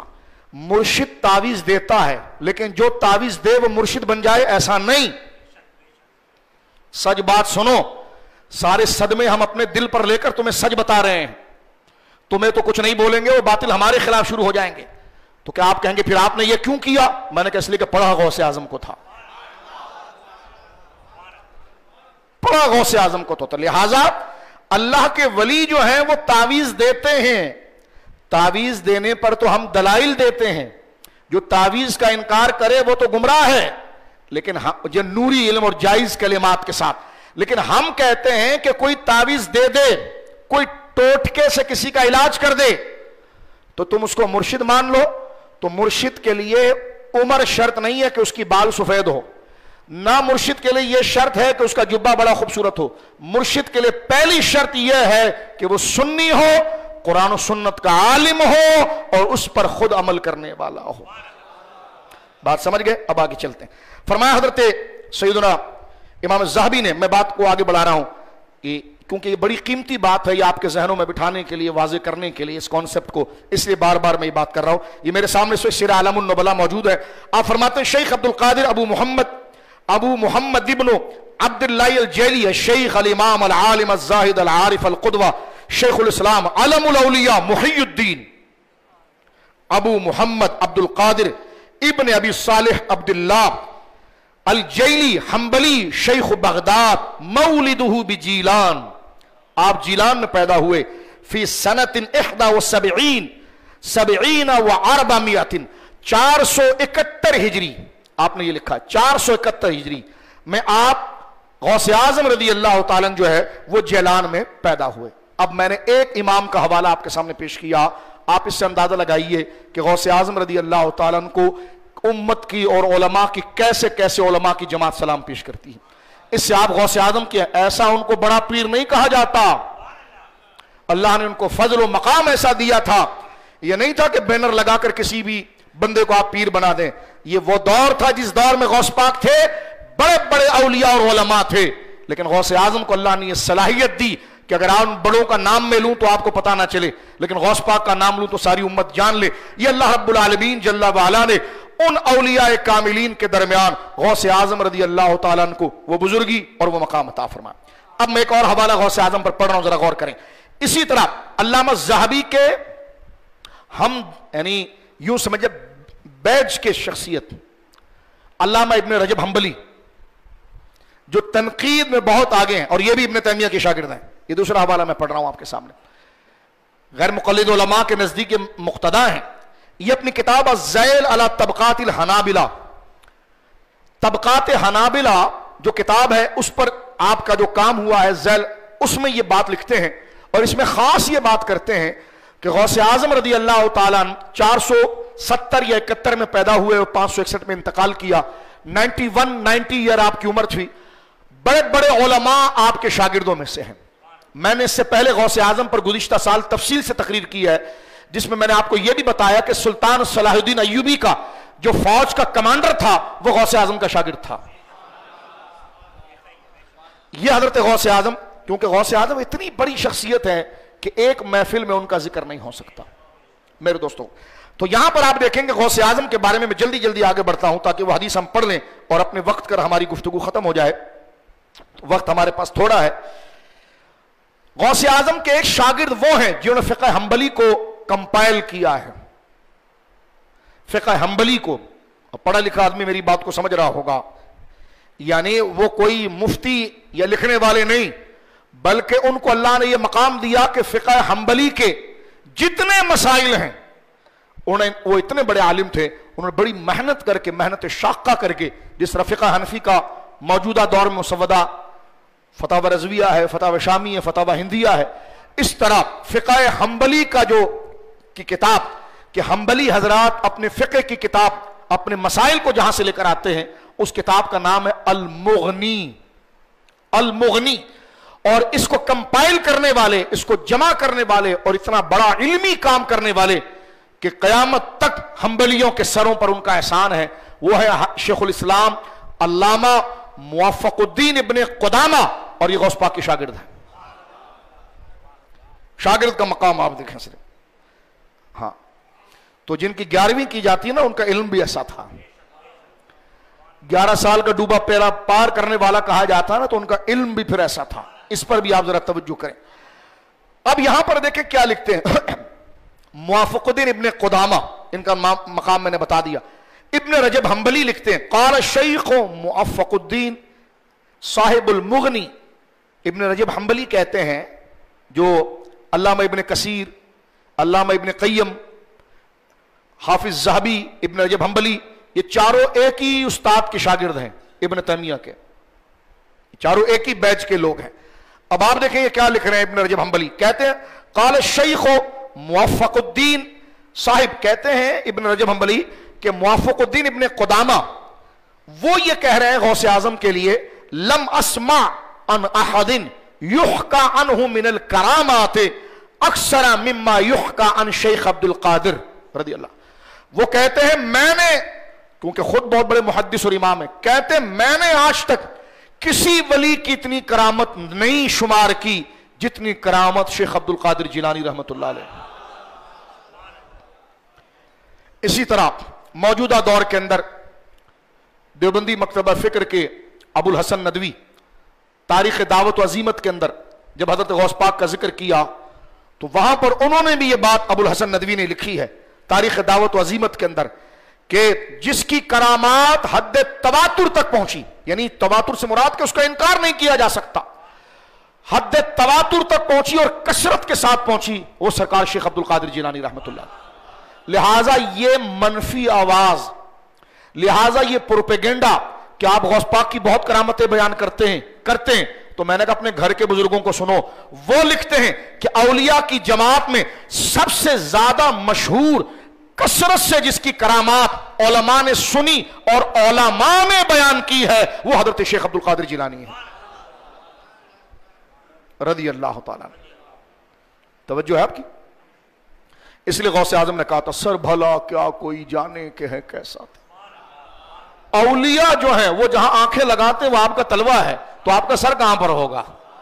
دیکھیں یہ ساری بات یہاں پر آگے وہ لکھتے ہیں جملہ بڑا، میں کہتا ہوں یہ جملہ جو ابن رجب حنبلی نے، علامہ موافق الدین ابن قدامہ جو غوث پاک کے پاس 4 سال پڑھتے رہے ہیں اور وہ سب سے زیادہ اپنے استاد کو جانتے ہیں، وہ کیا کہتے ہیں؟ یہ جو آگے کا جملہ ہے نا، خدا کی قسم اگر ہمیں اللہ ذوق دے تو یہ سونے کے پانی سے لکھنے کی بات ہے۔ واللہ میں عرض کرتا ہوں کیا جملہ کا، کاش کوئی مجمع ہمیں ملے اور اس کے سامنے ہم جھوم کر یہ پڑھیں کہ سمجھنے والے ملے کہ اس جملے کی اٹھان کتنی ہے، اس کی قدر کتنی ہے۔ میرے دوستو بزرگوں، میں اپنی زندگی کی اگر بات کروں تو میری زندگی یہاں تک میں نے جتنے سال بھی غوث پاک کو دیکھا مجھے یہ جملہ اتنا پیارا لگا، میں سمجھتا ہوں کہ میری زندگی میں اللہ کا بڑا فضل ہے کہ میں نے سرکار غوث اعظم کے لیے یہ اتنی پیاری بات پڑھی ہے۔ اور یہ بات علامہ موافق الدین ابن قدامہ کی ہے اور نقل کر رہے ہیں ابن رجب حنبلی۔ وہ کہتے ہیں کہ علامہ ابن قدامہ 2 باتیں اپنے استاد غوث اعظم کے بارے میں کرتے تھے۔ ایک کہتے تھے کہ میں نے غوث پاک سے زیادہ کرامتیں کسی کی نہیں سنی، اور یہ عام آدمی نہیں ہے، وقت کا امام ہے۔ اور دوسرا کہتا ہے اللہ ولا رأيت احدا يعظم من اجل الدين اکثر منه۔ کیا جملہ ہے، واہ واہ واہ سبحان اللہ۔ کہتے ہیں ولا رأيت احدا يعظم من اجل الدين من اجل الدين من اجل الدين اکثر منه۔ کہتے ہیں خدا کی قسم میری آنکھوں نے کسی بندے کی دین کے رشتے سے اتنی تعظیم ہوتے ہوئے نہیں دیکھی کہ جو غوث پاک سے بڑا ہو۔ یعنی اس کا آسان ترجمہ کیا بنا؟ میری آنکھوں نے دین کے رشتے سے، مال نہیں، نعرے بازیاں نہیں، دین من اجل الدین، دین کے تعلق سے ولا رأیت احدا يعظم من اجل الدین اکثر منہ، میری آنکھوں نے دین کے رشتے سے، دین کے حوالے سے اللہ کے لیے کسی کی تعظیم کرتا ہوا غوث اعظم سے بڑا امت کو نہیں دیکھا کہ امت نے دین کے رشتے نے، دین کے حوالے سے سب سے زیادہ تعظیم اگر اولیاء میں کی ہے تو غوث اعظم کی ہے۔ کیا جملہ ہے وَلَا رَأَيْتُ أَحَدًا يُعَظَّمُ مِنْ أَجْلِ الدِّينِ أَكْثَرَ مِنْهُ، میری آنکھوں نے نہیں دیکھا کہ کوئی دین کی وجہ سے چاہا گیا اور وہ غوث پاک سے بڑا ہو، ایسا نہیں دیکھا۔ فرما میں نے دیکھا جب میں پڑھتا تھا، کہتے ہیں کہ دنیا امنڈ کر آتی تھی ان کے صرف دروازے کو دیکھنے کے لیے، ان کے مدرسے کے دروازے کو دیکھنے کے لیے۔ کوئی پوچھتا کہ شیخ تو آرام فرما رہے ہیں، فرما شیخ کو دیکھنے کی ہماری کہاں اوقات، بس شیخ کے در و دیوار کو دیکھ لیا اللہ کے محبوب۔ تو ادھر یہ کہا، فرما دین کے رشتے سے امت نے جس کو چاہا غوث اعظم سے بڑا پھر کوئی نہیں تھا اپنے دور کے اندر۔ فرما پھر سن لیں یہ جملہ وَلَا رَأَيْتُ أَحَدًا يُعَظِّمُ مِنْ أَجْلِ الدِّينِ أَكْثَرَ مِنْهُ۔ اللہ اکبر۔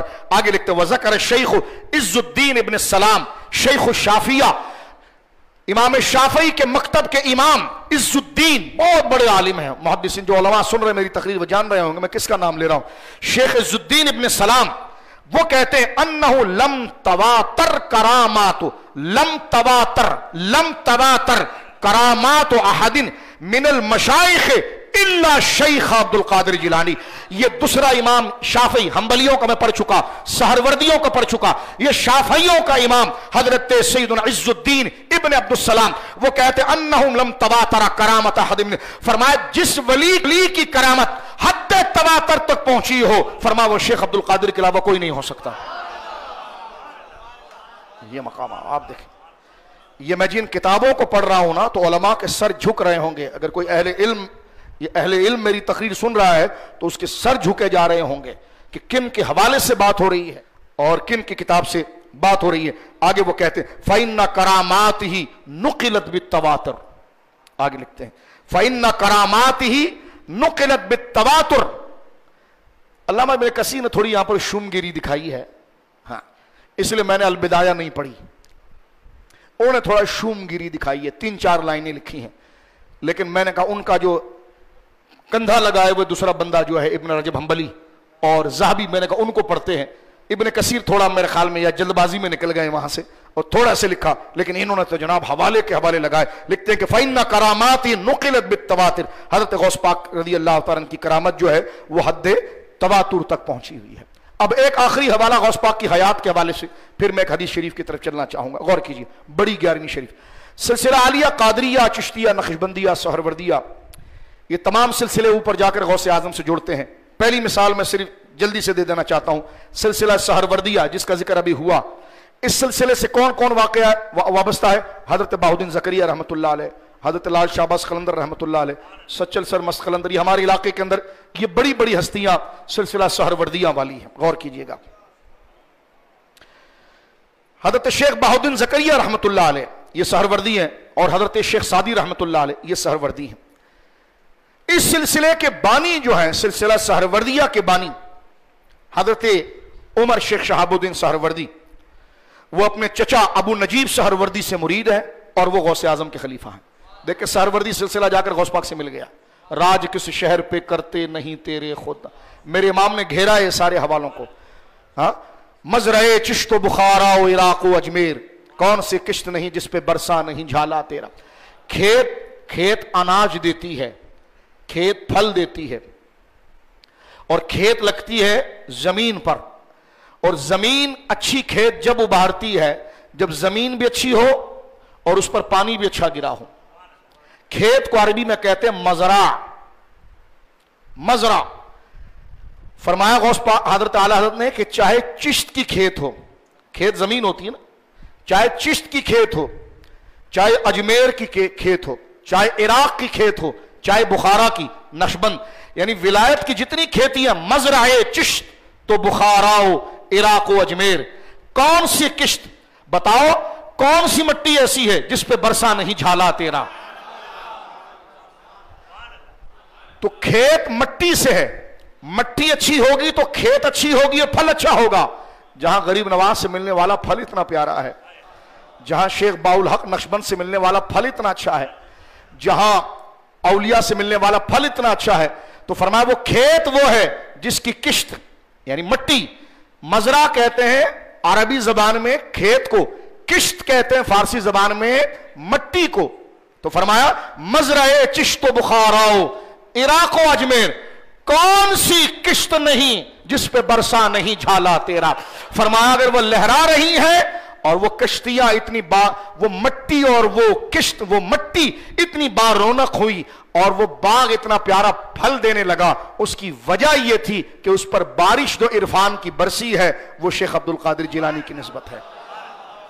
तो अब आप यहां पर देखिए, ये बड़ी सिलसिले के लोग हैं और बड़ी 11वीं शरीफ है, इसलिए हम सिलसिले की बात ज्यादा करना चाह रहे थे, इसलिए मैंने आखिरी बात यहां पर अर्ज कर रहा हूं। तो आपने देख लिया, मैं उम्मत के चंद मशहूर उलमा औलिया का नाम लूंगा, वरना तो ये पूरी रात निकल जाएगी तकरीर के अंदर। जिनको आप जानते हैं मैं सिर्फ उनका नाम लूंगा। सरकार शेखुल इस्लाम बाहुद्दीन ज़करिया का नाम कितना बड़ा है, वो नवासा दर नवासा मुरीद हैं गौस पाक के, पोता दर पोता मुरीद हैं गौस पाक के। तो जिनका मुरीद, जिनका गुलाम तीसरी पीढ़ी में आकर इतना रोशन है, ये कौन है? इमरान खान के साथ बाहुद्दीन ज़करिया के मुरीद। तुम शाह महमूद कुरैशी को समझते हो कि वो बाहुद्दीन ज़करिया का खलीफा है? شرم آنی چاہیے جو ایسا سمجھے اس کو. وہ پلیت آدمی کہاں پر اور کہاں سرکار بہاؤالدین زکریا. ملتان والو تم بھی ذرا ہوش کے ناخن لو. یہ جواب تمہیں قبر سے اٹھ کر بہاؤالدین زکریا کو دینا پڑے گا. مجھے گالی دینا تو دیتے رہنا, کیونکہ ہمیں عزت ہے ولیوں سے. میں جب اپنے باپ اور اپنے استاد کی نسبت کسی گندے بندے سے نہیں کر سکتا تو ایسے اٹھاگیر کی نسبت حضرت شیخ الاسلام سے کروں, اور تم ہاتھ چومتے ہو اس کے. ایسے دنیا دار ٹھگ قسم کے پیر جن کا دین دنیا سے کوئی تعلق نہیں ہے, کہتے ہم سجادہ ہیں. میں نے کہا تم کہیں بھی قبضہ کر لو تو سجادہ ہونے سے کیا ہوتا ہے؟ وہ تو قبر سے جب بہاؤالدین زکریا اٹھیں گے تو پتا چلے گا گلی کوچوں میں یہ غریب عوام جو ان کے مشن پر تھی وہ ان کو چھاتی سے لگا کر کہیں گے کہ میرے سجادے اور میرے بیٹے یہ تھے. یہ تم نے کوئی برہمن مذہب سمجھا ہوا ہے کہ جس کا بیٹا ہو گیا تو امیر ہو گیا؟ یا شریعت ہے, یا تقوی سے چیزوں کو مانی جاتی ہے, تقوی سے مانی جاتی ہے. تو لہٰذا تم بھی یہ نہیں کہ غوث پاک کا بیٹا ہے. وہ دوسرا کون ہے؟ حضرت موسیٰ سوہاگ کا بیٹا یوسف رضا گیلانی. اب یہ ہو گئے موسیٰ سوہاگ کے سجادے, ان کو جیلانی لوگ کہہ رہے ہیں. میں نے کہا برداشت کرو یہ جملہ, اس کا حساب قرآن قبر میں تمہیں خدا کو دینا پڑے گا. یعنی کیا نسبتیں ان کی ہے. لہذا بزرگوں کو مانو, آگے اولاد کو ان کے طریقے پر مانو. اگر ان کے طریقے پر نہیں ہے تو ہم بندے نہیں پوجتے, ہم خدا کو مانتے ہیں. اپنے آپ کو میچور کرو.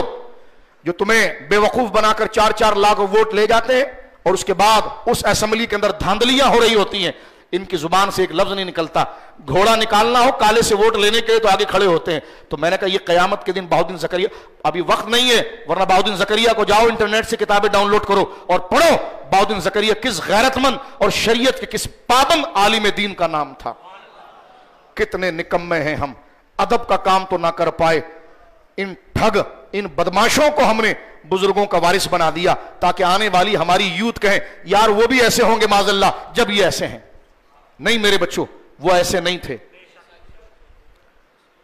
وہ حضرت ابوبکر کی صداقت کی دلیل تھے, وہ حضرت علی کے راستے پر تھے, وہ شریعت کا نمونہ تھے. ان بدبخت اور پلیتوں کو کیا تعلق ہے ان سے؟ جس کو شریعت کی عزت ہوگی, قدر ہوگی, میری اس بات سے اہمیت نہیں رکھے گا. جو ایسے ہی گائے کا بچہ پوج رہا ہوگا تو وہ کرتا رہے جو کرتا رہے, اس لیے کہ نسب کی عزت جو ہے وہ دین کی وجہ سے. اتنا کفر صبح شام بک رہے ہوتے ہو, خرافات کر رہے ہوتے ہو, پھر ہم سے کہتے ہیں غوث پاک پر تقریر کرنی ہے تو غوث پاک کے مزاج سے ہوگی, اور غوث پاک کا مزاج یہ ہے کہ سب سے پہلے شریعت کا قانون ہے, سب سے پہلے شریعت کا قانون. اب آپ دیکھیں سلسلہ سہروردیہ میں نے آپ کو بتا دیا. دوسرا آئیے, اب آپ ہمارے مسلمانوں میں ایک بہت بڑے ولی مشہور ہیں حضرت محی الدین ابن عربی. محی الدین, شیخ محی الدین ابن عربی. غامدی نے آپ کی طرف ایک جھوٹ باندھا ہے.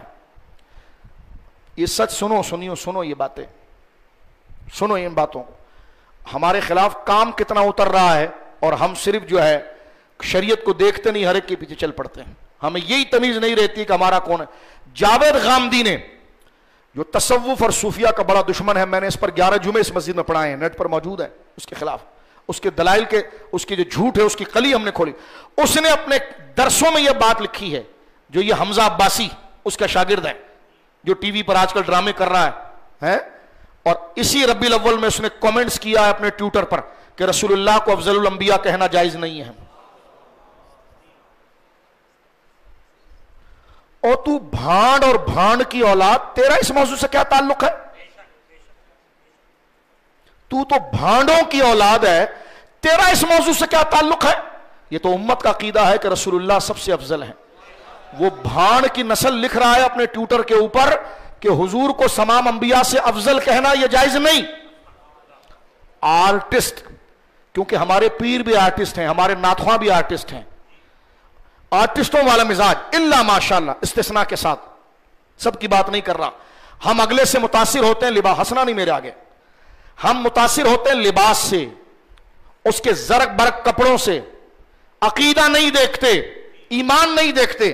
تو آج اسلام کو اتنا نیچے کیا جا رہا ہے کہ ایک بدکار قسم کا آرٹسٹ, گانا بجانے والا, پکا فاسق و فاجر اور ملعون, اس کی یہ جرت ہے کہ اسلام کے اجماعی عقیدے کے اوپر وہ کمنٹس کر رہا ہے ٹویٹر پر کہ حضور کو افضل النبی نہیں کہنا چاہیے.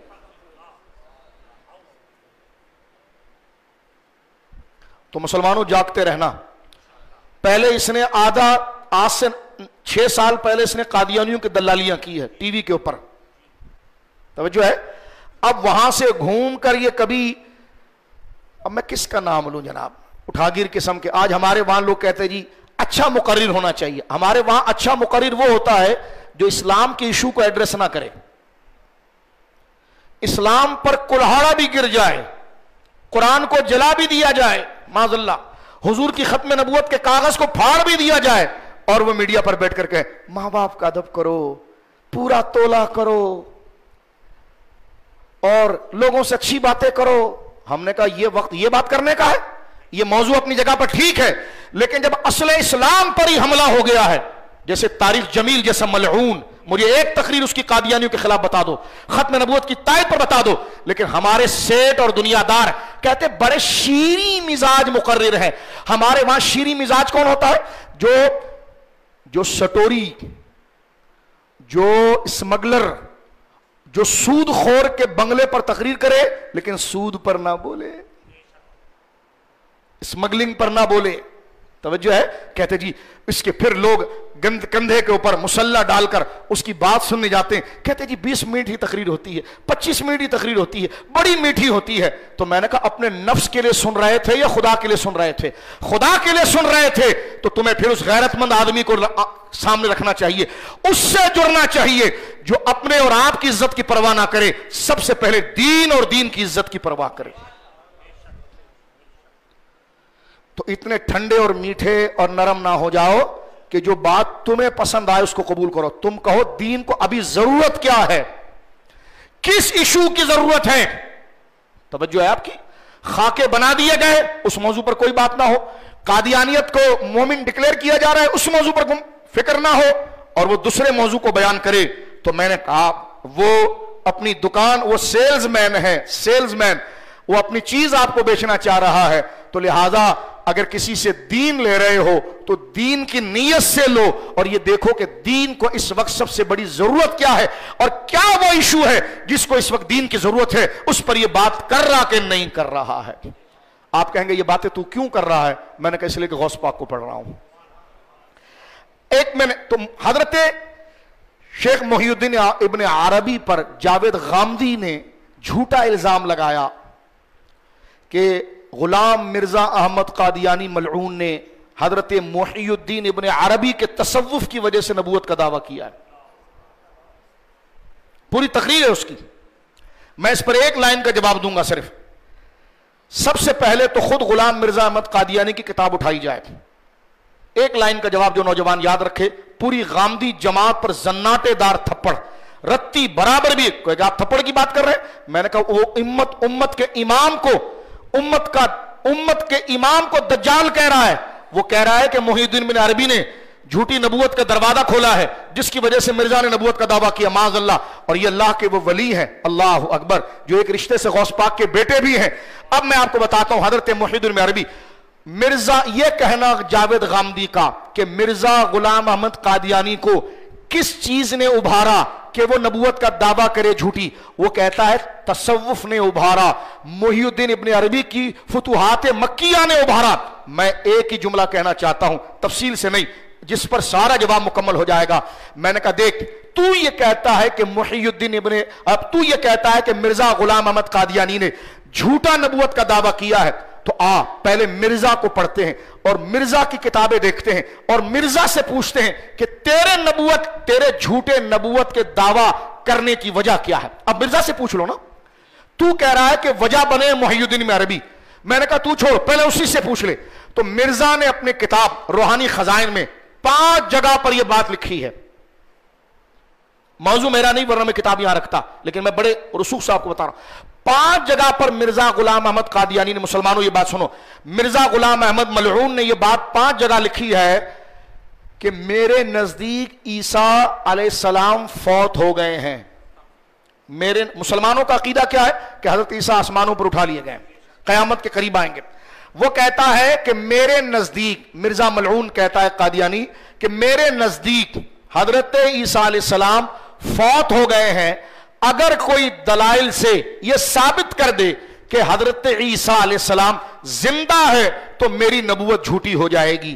اب یہاں سے واضح ہوا کہ مرزا کی جھوٹی نبوت کی وجہ وفات عیسیٰ ہے۔ اب آ جائیے محی الدین عربی پاس۔ محی الدین ابن عربی کی فتوحات مکیہ میں جگہ جگہ پر حضرت عیسیٰ علیہ السلام کی حیات کا ذکر موجود ہے۔ اب آپ خود کے دیکھ لیجئے، جس بات کو غامدی جھوٹ پیش کر رہا ہے، مرزا کی جھوٹی نبوت کی وجہ وفات عیسیٰ کا عقیدہ ہے، اور یہ سارے اولیاء اپنی کتابوں میں یہ بات لکھتے ہیں کہ حضور نے فرمایا، اللہ کے نبی نے، کہ حضرت عیسیٰ علیہ السلام قیامت کے قریب آئیں گے اور وہ آسمانوں پر زندہ ہے۔ تو مجھے بتاؤ کتنا بڑا ظلم ہے امت کے اولیاء پر کہ یہ کہنا کہ محی الدین ابن عربی جیسا عظیم ہستی، امام زمان، اللہ کے ولیوں کا وہ سردار، اس عظیم ہستی پر اتنا بڑی تہمت، وہ بھی تہمت حضور کی غداری کی، معاذ اللہ تہمت لگانا کہ ان کی وجہ سے مرزا نے جھوٹا نبوت کا دعویٰ کیا۔ تو سنیو، کبھی نماز اور باپ کے حقوق کے علاوہ یہ حق بھی سن لیا کرو۔ توجہ ہے، ایک خاص اسٹائل سے ایکٹر کی تقریر کی طرح ان عقیدوں کو بھی سن لیا کرو، ان عقیدوں کو بھی سنا کرو، ایکٹنگوں سے متاثر نہ ہوا کرو، لہجوں سے نہ ہوا کرو۔ ہاں، جب خوشی کا ماحول ہوگا تو پھر خوشی کی بات سنیں گے، لیکن جب جنگ کی حالات ہوگی تو جنگ میں لڈو کے فضائل نہیں سنے جاتے، جنگ میں دشمن کے ایک ایک حملے کا جواب سیکھا جاتا ہے۔ اب اس لیے غوث اعظم پر تقریر ان ایشو پر، اس زمانے میں جہاں پوری دنیا اسلام پر حملہ کر رہی ہے، تو ہمیں غوث اعظم کو پھر شریعت کی تعلیم کے اس تناظر میں سمجھنا ہے کہ جس میں اسلام کا ایک سچا مجاہد اللہ کے دین کو جواب دینے کے لیے، کیونکہ سوشل میڈیا آپ کے ہاتھ میں ہے، قرآن و سنت کے تحت سچی بات کر کے آپ نے دلائل سے ان تمام چیزوں کا جواب دینا ہے۔ اور ہم کوئی ایکسٹریمسٹ نہیں ہیں۔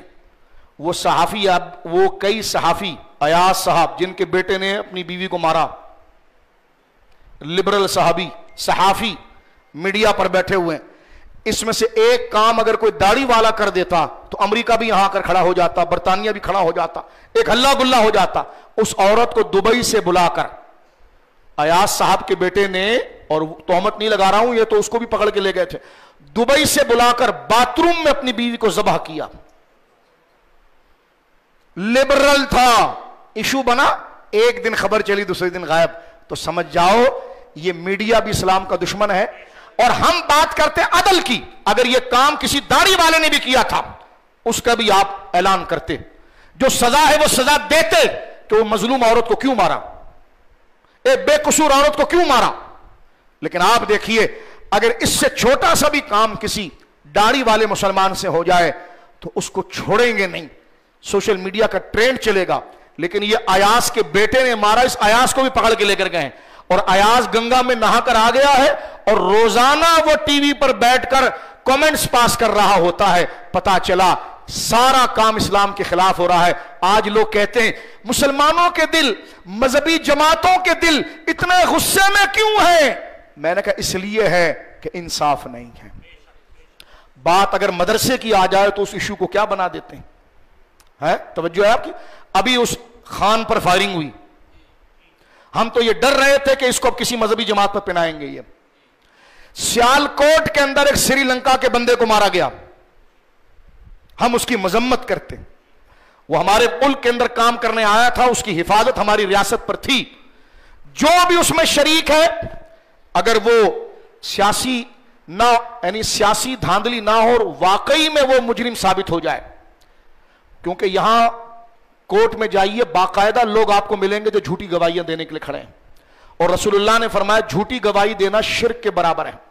میں کہتا ہوں جس نے سری لنکا کے اس بندے کو مار ڈالا مظلومن ہے، ہمیں اس کے خاندان سے ہمدردی ہے کہ ایسا نہیں ہونا چاہیے تھا۔ وہ ہمارے ملک میں آیا تھا کام کرنے کے لیے، اس کو مار دیا، عدالتیں فیصلہ کریں، اس میں جو بھی ہو اس کو پکڑے۔ پہلے دن مذہبی جماعت پر فٹ کر رہے، آسان ہے، آسان، کیونکہ باہر سے ڈالر مل جاتے ہیں اس مسئلے پر۔ شرم کرو خبیثوں۔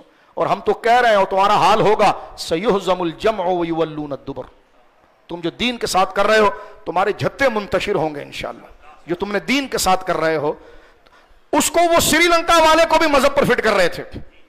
جب میں پتا چلا کہ کوئی مذہب کا ایشو ہی نہیں تھا، ایشو کچھ اور تھا. توجہ ہے آپ کی؟ تو یہ سمجھ لو دین کو بدنام کرنے کے لیے تاکہ لوگ دین سے دور ہو جائیں، اس وقت ضروری ہے اتنی ہی طاقت سے ہم مسجد، مدارس، علماء دین کے قریب آئیں. یہی پاکستان کو بچانے کا ایک واحد حل ہے. توجہ ہے آپ کی؟ ہم کسی پینٹ شرٹ والے کے دشمن نہیں ہیں، ہم کسی عام بندے کے دشمن نہیں ہیں. ہم یہ کہتے ہیں کام انصاف کا ہو، عدل کا ہو. اگر کوئی جبہ پہن کر غلط کام کرے تو اس کو بھی سزا ہو، لیکن جو نہ کرے اس کی طرف منسوب کر کے دین کو بدنام کرنا. توجہ ہے آپ کی؟ مدرسوں میں غلط کام ہوتے ہیں، مدرسوں میں فلانا ہوتا ہے. تو میں نے کہا یہ فیس بک پڑھو نا، تمہارے ایکٹروں کی پوری کہانیاں پڑی ہوئی ہیں، اس کے ابا نے کیا کیا، اس کی اماں نے کیا کیا، اس کی بہن نے کیا کیا. میں نے کہا بسم اللہ کرو، پڑھو اس کو ذرا، اسمبلی میں لاؤ ان چیزوں کو. جرم ہے، جرم ہے، اور شریعت نے اس کی سزا دی ہے. کب اس کو کوئی مذہبی، اگر کوئی بندہ بحیثیت انسان کے شیطانیت میں مبتلا ہو گیا تو کب اسے مذہبی جماعت ڈیفینڈ کرے گی؟ کہیں گی بالکل قصور اس کے اندر ہے، سزا دی جائے. توجہ ہے؟ کیا دی جائے؟ سزا دی جائے.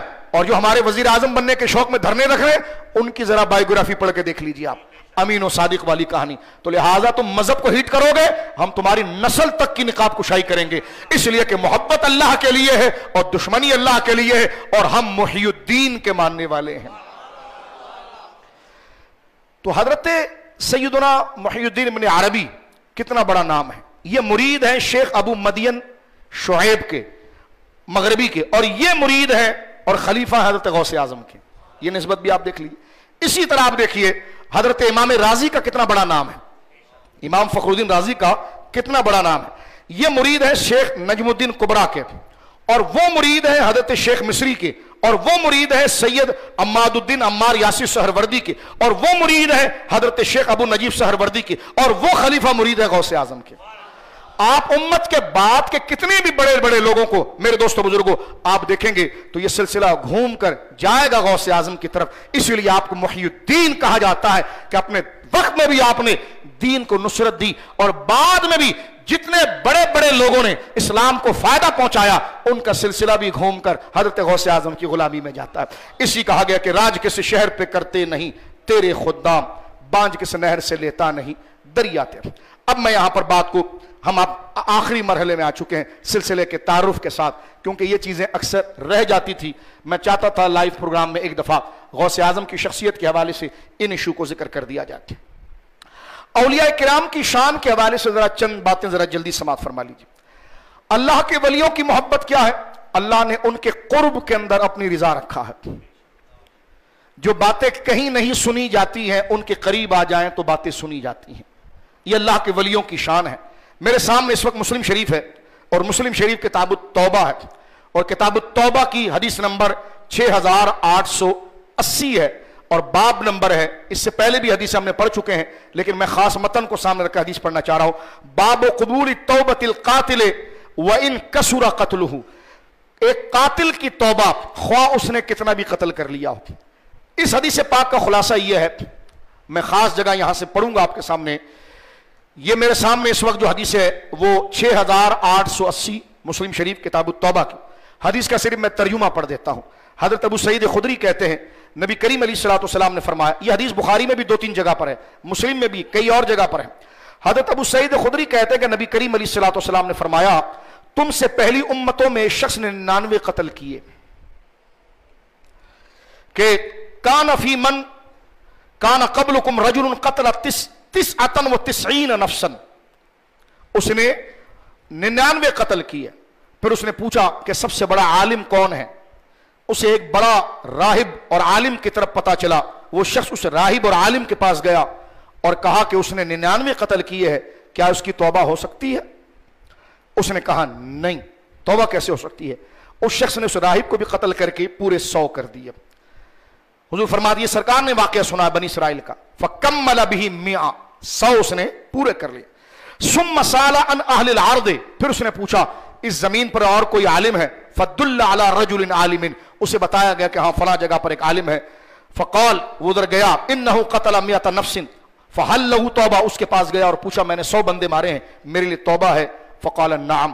اس نے کہا ہاں ہے. من یحول بینہ بین التوبۃ انطلق الی ارض کذا، کہا تو نے 100 بندے مارے ہیں تو توبہ کی قبولیت میں کیا چیز حائل ہو سکتی ہے؟ جا تو فلاں جگہ پر جاؤ، وہاں کچھ لوگ عبادت کر رہے ہیں۔ فرمایا انطلق الی ارض کذا و کذا فإن بها اناس یعبدون اللہ، کچھ لوگ وہ جو سامنے بستی ہے نا، اس کو بھائی میں توبہ کرنا چاہتا ہوں تو اس کو یہ نہیں کہ یہیں توبہ کر، یہاں پر بھی تو اللہ سن سکتا ہے، وہ یہ نہیں کہتا۔ حضور واقعہ سنا، وہ کہتا وہ جو نیک لوگ ہیں نا ان کے پاس جا۔ تو ہم بھی یہ کہتے ہیں اللہ سنتا ہر جگہ سے، راضی پیاروں کے پاس ہوتا ہے۔ یہ حدیث اس نے کہا میں نے 100 بندے مارے ہیں تو میں توبہ کرنا چاہتا ہوں، تو توبہ کرنے میں کیا بولو استغفر اللہ، دل سے نادم و شرمندہ ہو جاؤ، آئندہ وہ کام نہیں کروں گا، اس کا عزم کرو۔ لیکن حضور کہتے ہیں یہ نہیں کہا، اس نے کہا انطلق، جا یہاں سے الی ارض کذا، اس بستی کی طرف، فإنها اناس، وہاں کچھ لوگ ہیں، اور وہ لوگ کون ہیں؟ یعبدون اللہ، جو اللہ کی عبادت کر رہے ہیں، فاعبد اللہ معہم، تو بھی ان کے ساتھ جا کر اللہ کی عبادت کر، اور پھر تو وہاں سے لوٹنا نہیں۔ وہ بندہ وہاں جانے کا اس نے ارادہ کیا، اس سے پہلے اسے موت آ گئی، اور وہ گویا کہ انتقال کر گیا اور اسے موت آ گئی، اور فرشتے جو تھے وہ جنت کے اور جہنم کے، وہ دونوں فرشتے حضور علیہ الصلوۃ والسلام فرماتے ہیں، یہ آگے حدیث مسلم شریف کا میں نے حوالہ دے دیا ہے، وہ آئے اور آ کر فرشتوں نے اس کو گویا کہ جو جہنم کے فرشتے تھے وہ اس کو جہنم کی طرف لے جانا چاہتے تھے، جنت کے فرشتے تھے وہ جنت کی طرف لے جانا چاہتے تھے۔ حدیث میں ہے کہ کچھ لوگ، جو یہ کہا کہ کچھ لوگ عبادت کر رہے ہیں تم ان کے ساتھ جاؤ اور اللہ کی عبادت کرو، اور اپنی زمین کی طرف واپس نہ جانا کیونکہ وہ بری جگہ ہے۔ وہ شخص روانہ ہوا، جب وہ آدھے راستے پر پہنچا تو اس کو موت آ گئی، اس کے متعلق رحمت اور عذاب دونوں کے فرشتے آ گئے۔ حدیث پاک کے الفاظ ہیں کہ آتا الموت، رحمت اور عذاب کے دونوں کے فرشتے اس کے پاس آ گئے۔ فرمایا فاختصمت فیہ ملائکۃ الرحمت و ملائکۃ العذاب، تو جو فرشتے رحمت کے تھے اور عذاب کے تھے دونوں میں جھگڑا ہو گیا فرشتوں میں۔ فقالت الملائکۃ، لوگ اس حدیث کو بھی پڑھنے کے بعد سوال اٹھا رہے تھے یہ کہاں لکھا ہوا ہے؟ اب دیکھو اتنا بغض اولیاء سے اتنا بغض، کیونکہ شان اس میں ولی کی بیان ہو رہی۔ تو میں نے کہا دیکھو مسلم شریف کے اندر موجود ہے، بخاری شریف کتاب المناقب میں چلے جائیں اور انبیاء کے فضائل میں جہاں بنو اسرائیل کے واقعے کا عنوان ہے وہاں یہ حدیثیں، 2 حدیثیں ایک ساتھ امام بخاری اسی موضوع پر لے کر آئے ہیں، الفاظ مختلف ہیں۔ اس میں جو خاص بات کرنا چاہ رہا ہوں وہ یہ ہے، وہ فرشتے آپس میں لڑ پڑے۔ فقالت الملائکۃ الرحمہ جاء تائبا مقبلا بقبل اللہ تعالی، انہوں نے کہا جناب یہ جنت میں جائے گا اس لیے کہ اس نے توبہ کی نیت کر لی تھی اور دل سے یہ اللہ والا ہو گیا۔ وقالت الملائکہ عذاب انہ لم یعمل خیر قط، جو جہنم میں لے جانے والے تھے انہوں نے کہا بھائی اس نے زندگی میں کبھی اچھے کام نہیں کیے تو یہ جنت میں کیسے چلا جائے گا؟ فآتاہم ملائک فی صورت آدمی، اللہ نے ان دونوں فرشتوں کا مسئلہ حل کرنے کے لیے ایک فرشتے کو انسانی شکل دے کر بھیجا۔ فجعلوا بینہم، اور اس کے درمیان فیصلہ کیا۔ فیصلہ کیا ہوا؟ فقال، اس فرشتے نے کہا قیسو، ناپ کرو، قیسو ما بین الارضین، دونوں زمینوں کے درمیان، جہاں اس نے بندہ مارا ہے یہ بیچ میں پڑا ہوا ہے، اس نے بندہ یہاں مارا ہے، بستی وہاں پر ہے، اب اس کو ناپو کہ یہ جہاں اس نے گناہ کا کام کیا وہاں قریب ہوتا ہے یا نیک لوگوں کی بستی کے قریب ہوتا ہے۔ قیسو ما بین الارض فإلی ایتہما کان ادنی فہو لہو، یہ جس کے قریب ہوگا، جس جگہ کے قریب ہوگا وہ اس کا ٹھکانہ ہوگا۔ فقاسو، تو پھر انہوں نے زمین کو ناپنا شروع کیا۔ فوجدوا ادنی الی ارض التی ارادا، تو یہ پھر اس زمین کے قریب پایا گیا جن نیک لوگوں کے پاس جانے کا اس نے ارادہ کیا تھا۔ فقبضتہ ملائکۃ الرحمہ، تو ملائکہ جو رحمت کے فرشتے تھے وہ اس کو لے کر چلے گئے۔ اس کے بعد حدیث کے اندر ایک جملہ ہے، میں نے یہ حدیث پوری اس لیے سنائی، اب مسلم شریف کی حدیث، میں نے جو حدیث پڑھی یہ 6880 ہے، اس کے بعد امام مسلم 6861 والی حدیث میں الفاظ کیا لاتے ہیں کہ جب اس نے 99 بندے مار دیے، 100 بندے بھی مار دیے، اب اس نے لوگوں سے پوچھا کہ میری توبہ قبول ہو سکتی کہ نہیں ہو سکتی۔ اب حدیث نمبر 81 کے اندر الفاظ تھوڑے چینج ہے اور وہ ذرا غور سے سنیے۔ فقتل الراہب ثم جعل يسأل، جب اس نے 100 بندہ مار دیا تو اس نے پوچھا، ثم خرج من قریۃ الی قریۃ فیہا قوم صالحون، اس میں الفاظ، اس کو بھیجا گیا اس بستی کی طرف جہاں اولیاء تھے۔ مسلم شریف، رسول اللہ فرما رہے ہیں اس کو کہا گیا جاؤ اس بستی کی طرف جہاں پر صالحون اولیاء تھے، من النبیین والصدیقین والشہداء والصالحین. صالحون فلما کانا فی بعد الطریق ادرکہ الموت فناء بالصدر، وہ آدھے رستے میں تھا، موت آ گئی، اس نے اپنا سینہ ولیوں کی طرف کر دیا. ثم مات فاختصمت فی الملائکہ الرحمہ وملائکہ عذابہ فکان الی قریۃ صالحہ، جب ناپا گیا تو وہ ولیوں کی زمین کے قریب نکلا. مجھے لوگ کہتے ہیں وہاں تو لفظ تھا حدیث میں کہ جناب حدیث کے اندر تو لفظ یہ موجود تھا جو آپ نے ترجمہ، یہ یہاں پر حدیث میں جو لفظ ہے کہ وہ اللہ کے کچھ نیک، اللہ کے کچھ بندے، یا کہ فَإِنَّ بِهَا أُنَاسٌ يَعْبُدُونَ اللَّهَ، کہ جاؤ اس بستی میں وہاں اللہ کے کچھ بندے عبادت کر رہے ہیں. تو وہاں تو اولیاء کا کیا نام ہے؟ تو میں نے کہا جو اللہ کا عبادت کرے گا وہ تمہارے ساتھ جانے والا ہوگا یا ولی ہوگا وہ؟ لیکن کہتے نہیں ولی کا لفظ بتاؤ. تو میں نے کہا دیکھو یہ مسلم شریف کی اگلی حدیث اس کے بعد آ رہی ہے اور اس میں لفظ موجود ہے کہ فیہا قوم صالحون، وہ بستی ولیوں کی تھی، اور جب زمین کو ناپا گیا تو کہتے ہیں کہ فکان الی قریۃ صالحۃ، وہ ولیوں کی بستی کے قریب نکلا اور اللہ رب العالمین نے اس کا ٹھکانہ ولیوں کے ساتھ کر دیا. تو اب آپ دیکھیں یہ نسبت کا مقام. اب وہ ولی، اور غور کرنا، وہ ولیوں تک پہنچا نہیں تھا، راستے میں صرف اس کا سینہ ادھر ہوا تھا تو اللہ نے اس ولی کی نسبت سے بخش دیا. اور وہ ولی بنی اسرائیل کے تھے، حضور کی امت کے نہیں تھے. تو حضور یعنی بنی اسرائیل کے ولی کی یہ عظمت ہے کہ اس کی طرف اگر کوئی چلے اور معافی خدا سے مانگنا ہو، ذریعہ ان کا پکڑنا ہو. کہتے ذریعہ کہاں سے آ گیا؟ تو میں نے کہا ادھر ہی توبہ کرتا نا، ادھر جانے کی کیا ضرورت تھی؟ تو میں نے کہا یہ ذریعہ نہیں تو کیا ہے؟ اور یہ جگہ بتائی گئی اور یہ اتنی اچھی بات تھی کہ نبی نے یہ قصہ خود اپنے صحابہ کو سنا دیا. اگر اس کی کوئی حیثیت نہیں تھی تو سرکار نے واقعہ کیوں سنایا؟ واقعہ اس لیے سنایا کہ نیک لوگوں کا انجام یہ ہوتا ہے. میری امت کو بھی چاہیے کہ جب وہ اللہ سے رجوع کرنا چاہیں تو اللہ کے اولیاء کے قرب میں آ جائیں. توبہ ادھر بھی ہو سکتی ہے. حضور یہ واقعہ سنا رہے ہیں، ٹھیک ہے. اور دیکھو وہ بنی اسرائیل کے زمانے کے ولی تھے اور وہ گناہگار ابھی وہاں پہنچا نہیں، دور تھا، صرف سینہ ادھر کیا ہے اور مر گیا. تو اللہ نے اس ولی کی نسبت سے اس کو بخش دیا اپنے فضل سے. تو وہ بنی اسرائیل کا ولی ہے اور یہ حضور کے امت کے ولی ہے. ادھر وہ پہنچا نہیں. تم تو بغداد پہنچ بھی گئے، تم تو اجمیر شریف پہنچ بھی گئے، تم تو نجب اشرف پہنچ بھی گئے، تم تو گنبد خضرا پہنچ بھی گئے، تم تو سید الشہداء پہنچ بھی گئے. وہ پہنچا نہیں تھا، راستے میں مر گیا، اس کی توبہ قبول ہو گئی تو تم پہنچ بھی گئے. صرف تم پہنچے نہیں، تم نے ان کے نسبت والوں کے ہاتھ میں بھی ہاتھ دے دیا. تو اتنا قرب، تو اندازہ لگائیے. تو یہ سارا مسئلہ جو اہل سنت و جماعت کا نسبت کا ہے اس حدیث پاک کے اندر میرے دوستو بزرگوں بالکل واضح اور کھل کے سامنے آ جاتا ہے. ایک حدیث پاک یہاں سے مسئلہ واضح ہوا نسبت کا جو میں نے واضح کیا. اب میرے سامنے مسلم شریف کتاب الزہد ہے، زہد والرقاق. اس کی حدیث نمبر ہے 7334. بڑی خوش دل جمی کے ساتھ یہ واقعہ سنیے. سرکار دو عالم صلی اللہ علیہ وسلم کا یہ واقعہ میں اکثر بیان کرتا ہوں آپ کے سامنے. غزوہ تبوک سے قوم سمود کے کنویں سے پانی نہ لینے والی بات.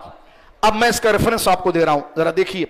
یہ بخاری شریف کے اندر بھی یہ واقعہ کتاب الانبیاء کے اندر قوم سمود کی فہرست میں آپ جائیں گے نا تو اس میں یہ حدیث بخاری شریف کے اندر موجود ہے.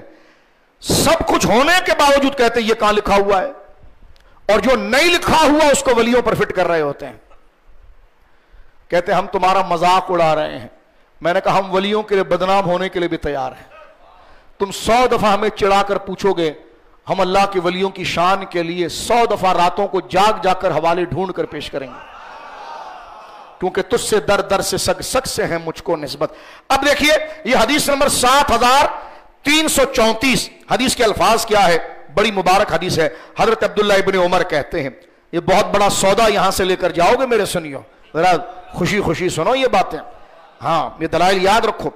حضرت عبداللہ ابن عمر ہے، کتاب الزہد، جامع ترمذی، جامع صحیح مسلم شریف حدیث صحیح مسلم شریف کتاب الزہد حدیث نمبر 7334 ان عبداللہ ابن عمر اخبرہ، حضرت عبداللہ ابن عمر نے خبر دی، امام نافع کہتے ہیں کہ ان الناس نزلوا مع رسول اللہ علی الحجر، قوم سمود کو جہاں عذاب آیا تھا مقام حجر میں، غزوہ تبوک سے لوٹتے وقت کچھ صحابہ وہاں پر اتر گئے، ارض سمود فاستقوا من آبارہم، بئر کی جمع آبار، انہوں نے پانی جمع کر لیا کنویں سے، فاستقوا من آبارہا، اس میدان کے اندر جس میں قوم سمود کو عذاب آیا تھا، نیٹ پر بھی آپ دیکھتے رہتے ہیں، ہجر کا علاقہ جو موجودہ سعودی عرب کے اندر مکہ کے قریب ہے، صحابہ کرام آئے تھکے ہوئے تھے، وہاں پر رک گئے، اور فاستقوا من آبارہا وعجنوا بہ عجین، اس کنویں سے پانی لے کر بھرا، وعجنوا بہ، اور اس پانی سے گوندنے لگے، العجین آٹا، آٹا گوندنے لگے، فامرہم، حضور نے جب دیکھا تو سرکار نے فامرہم، ان سارے صحابہ کو حکم دیا، فامرہم رسول اللہ صلی اللہ علیہ وسلم ان یحرقوا، حکم دیا یہ سارا آٹا پھینک دو، جو نبی ایک اناج کا دانہ پھینکنے کو جائز نہیں کہتے، آج وہ اتنے ہزاروں آدمی کا آٹا پھینکوا رہے ہیں، فرمایا فامر، اور آرڈر دیا، حکم دیا کہ ان یحرقوا مستقوا ویعلف الابل عجین، جتنا پانی جمع کیا ہے سب بہا دو، اور جتنا تم نے آٹا گوندا ہے سب اونٹوں کے آگے پھینک دو، اس سے روٹی نہیں بنے گی اور ہم روٹی نہیں کھائیں گے۔ اسی کے آگے دوسری سند امام مسلم لا رہے ہیں 7335، اس میں الفاظ کیا ہے؟ فاستقوا من بئرہا واعتجنوا بہ، رسول کریم صلی اللہ علیہ وسلم نے اشارہ کیا دوسرے کنویں کی طرف اور فرمایا وہاں سے پانی لو اور وہاں سے آٹا گوندو۔ اب دونوں کنویں ہیں، ادھر بھی پانی ادھر بھی پانی، بظاہر وہ بھی پاک بظاہر یہ بھی پاک، سرکار کے صحابہ ہیں، ان کو یہ نہیں پتا کہ پانی کا وصف کتنا ہوتا ہے، پانی کب ناپاک ہوتا ہے، پانی بالکل شریعت کے دائرے کے اعتبار سے پاک تھا لیکن اس کی نسبت ٹھیک نہیں تھی۔ دو کنویں، ایک پہلے آیا اور ایک تھوڑے قدم پر آیا، مسلم شریف، ابھی آگے مسلم امام احمد پڑھ رہا ہوں میں آپ کے سامنے، پہلے مسلم کا خلاصہ دیکھ لیں آپ، یعنی حضور نے ایک کنویں سے پانی لینے والے پانی کو بہا دیا، جبکہ پانی وضو میں بھی زیادہ نہیں بہایا جاتا، وضو میں بھی اسراف ہے، گناہ ہے۔ حضور نے فرمایا خواہ تم دریا کے کنارے کیوں نہ وضو کرو، جتنا پانی لینا ہے اتنا ہی لو، زیادہ لو کے ضائع کرو گے تو گناہ ہے۔ ایک وضو والا کتنا پانی ضائع کر دے گا یار، بہت زیادہ، ایک بالٹی ضائع کر دے گا، یہاں تو 30,000 آدمی کا پانی بہا دیا گیا، لیکن گناہ نہیں ہے، ضروری ہے۔ توجہ ہے آپ کی؟ اس لیے خشک نہیں بننا چاہیے، نسبتوں کو دیکھنا چاہیے۔ اور فرمایا یہ آٹا 30,000 سے زیادہ بندوں کا آٹا پھینکوا دیا۔ اب یہ حدیث ایک اور رنگ سے آ رہی ہے مسند امام احمد میں تخریج کر رہا ہوں، مسلم کے 2 حوالے پیش کیے ہیں، اور یہ آپ کے سامنے پھر ایک حدیث ہم ڈھونڈ کے یہ متن کہاں کہاں پر آیا ہے، جتنا ہمیں مل سکا ہم آپ کے سامنے لا رہے ہیں۔ یہ مسند امام احمد میرے سامنے ہے، مسند امام احمد مسند عبداللہ ابن عمر ہے، حدیث نمبر 5984۔ حدیث کے الفاظ کیا ہے؟ نبی پاک غزوہ تبوک کے سال قوم سمود کی تباہ شدہ کھنڈرات اور گھروں کے قریب کسی جگہ پر صحابہ کے ساتھ پڑاؤ ڈالا، اور لوگوں نے ان کنویں سے پانی لیا جس سے قوم سمود پانی پیتی تھی، اور اس سے آٹا بھی گوندا اور گوشت ڈال کر ہنڈیا پر چڑھا دیا۔ یہ مسند امام احمد ہے، توجہ ہے آپ کی، گوشت ہنڈیا پر ڈال کر چڑھا بھی دیا۔ نبی کریم علیہ الصلوۃ والسلام کو معلوم ہوا تو آپ نے حکم دیا، سرکار دو عالم صلی اللہ علیہ وسلم کو جب معلوم ہوا تو حضور سید عالم صلی اللہ علیہ وسلم نے، سرکار کریم علیہ الصلوۃ والسلام نے حکم دیا، اور حکم دے کر فرمایا لوگوں ہانڈیاں الٹ دو، گوشت بھی ڈلا ہوا، ہانڈیاں الٹ دو اور گوندا ہوا آٹا اونٹوں کو کھلا دو۔ اور نبی کریم علیہ الصلوۃ والسلام وہاں رکے نہیں، حضور علیہ الصلوۃ والسلام ثم ارتحل بہم، حضور وہاں سے کا بستر سامان اٹھاؤ آگے چلے، حتی نزل بہم علی البئر، ایک کنویں کے ساتھ بسیرا لگایا، کہا یہاں سے اٹھو، یہاں سے سب کو اٹھایا حضور نے، اور حدیث کے الفاظ ہے ارتحل بہم، چلے اپنے صحابہ کے ساتھ، نزل بہم، پڑاؤ ڈالا حضور نے، علی بئر، ایک کنویں کے پاس۔ تم نسبتیں مٹاتے ہو اور دیکھو نبی کا کام، ایک کنویں کے پاس حضور نے پڑاؤ ڈالا اور فرمایا التی کانت تشرب منہا ناقتو، فرمایا ہاں یہ ہے ناقہ، شی کیمل، اونٹنی۔ حضور نے کہا یہ ہے وہ کنواں میرے صحابہ جس سے صالح علیہ السلام کی اونٹنی پیتی تھی، اس سے پانی لو۔ وَنَهَاهُمْ أَن يَدْخُلُوا عَلَى الْقَوْمِ الَّذِي عُذِّبُوا، پھر سرکار نے اس جگہ سے جانے سے منع کیا۔ اب آپ دیکھیں کنواں دونوں پاک تھا۔ لوگ کہتے ہیں نسبتوں سے کیا ہوتا ہے، میں نے کہا دیکھیں ایک کنویں سے کافر پیتے تھے تو حضور نے وہ سارا پانی پھینکوا دیا، اور ایک کنویں سے نبی کی سواری پیتی تھی، وہ پانی اتنا عظمت والا تھا کہ رسول اللہ خود چل کر آئے، اس کنویں کے قریب ڈیرا لگایا اور خود اپنی زبان پاک سے اور ہاتھ سے اشارہ کر کے فرمایا یہ ہے وہ کنواں جس سے پانی لو، اور میرے لیے روٹی بھی اس سے بناؤ، میرے لیے سالن بھی اس سے بناؤ۔ کوئی نسبتیں سمجھ میں آئی آپ کے؟ ہر چیز کو بدعت کہہ دیتے ہو، ہر چیز کو تم کہتے ہو کہ جناب یہ بتوں کو پوجنا ہو گیا۔ یہاں پر اب آگے سنیے، امام قرطبی کی قبر پر اللہ رحمت اتارے، اور ہمارے بچوں کو اللہ اجر عظیم دے جنہوں نے یہ حوالہ ڈھونڈنے میں بڑا قیمتی حوالہ نکلا ہے، اور میں کہتا ہوں اہل علم سن رہے ہوں گے وہ انگلیاں چبائیں گے اس حوالے کے اوپر، جو الحمدللہ یہ فقیر اپنے بچوں کی ٹیم کے ساتھ یہ حوالہ آپ کے سامنے رکھ رہا ہے۔ امام قرطبی میرے سامنے ہے، آپ کی تفسیر احکام القرآن، اس واقعے کو امام قرطبی نے اپنی تفسیر میں نقل کیا ہے کہ وہ اونٹنی کب پیتی تھی۔ حضور تو ابھی تشریف لائے ہیں، اور حضرت صالح علیہ السلام تو حضور سے 2000 سال پہلے گزر گئے، وہ اونٹنی نے کب پیا؟ وہ کہتے ہیں غوث پاک میں تو کبھی اس گلی سے گزرے ہوں گے، حضور تو کبھی اس مدینے سے گزرے ہوں گے۔ اب میں نے کہا بچو تو نے ماربل نیچے بچھا دیا ہے، لیکن ریاض الجنہ کی فضا وہی ہے، فضا نہیں بدلتی، مدینے کا آسمان نہیں بدلتا، وہ سورج نہیں بدلتا، وہ ماحول نہیں بدلتا۔ تو نے اگر وہ مبارک مٹی کے مبارک گھر گرا کر بڑی بڑی بلڈنگیں بھی بنا دی نا، تو یہ نیا آرٹیفیشل کام اس نسبت کو نہیں بدلتا۔ اب آپ دیکھیں یہ کام جو حضور نے کیا تھا کہ سارا پانی پھینکوا دیا، اور پھر حضرت صالح علیہ السلام کی اونٹنی کا منہ جہاں لگتا تھا اس کنویں سے پانی رسول اللہ نے لیا۔ ایک وہابی کومنٹس کرنے لگا یہ کیسے ہو سکتا ہے، رسول کسی سے وسیلہ کیوں لے سکتے ہیں؟ میں نے کہا بیٹا تو اولیاء کے بغض میں حدیث سے بھی فارغ ہو گیا، میں نے تو 6 سندیں پڑھ دی، مسند امام احمد سے، مسلم شریف سے، بخاری سے 8 حدیثیں جمع ہو گئی۔ تم نسبتوں پر کیا پورا دین چھوڑ بھاگو گے یا اس کو قبول کرو گے؟ یہ کام تو حضور نے کیا نا۔ توجہ ہے، کہتے حضور نے کیوں کیا؟ میں نے کہا حضور نے بیان جواز کے لیے کیا۔ سرکار کا مرتبہ اس کنویں سے، اس اونٹنی سے صالح علیہ السلام سے افضل تھا، لیکن حضور بتانا چاہتے ہیں کہ بڑوں سے بھی تبرک لیا جاتا ہے اور ان کی نسبت رکھنے والوں سے بھی تبرک لکھا جاتا ہے۔ جیسے حضرت سیدنا عمر بخاری میں ہے، سرکار کے وسیلے سے بھی دعا کرتے تھے اور حضرت عباس کے وسیلے سے بھی دعا کرتے تھے۔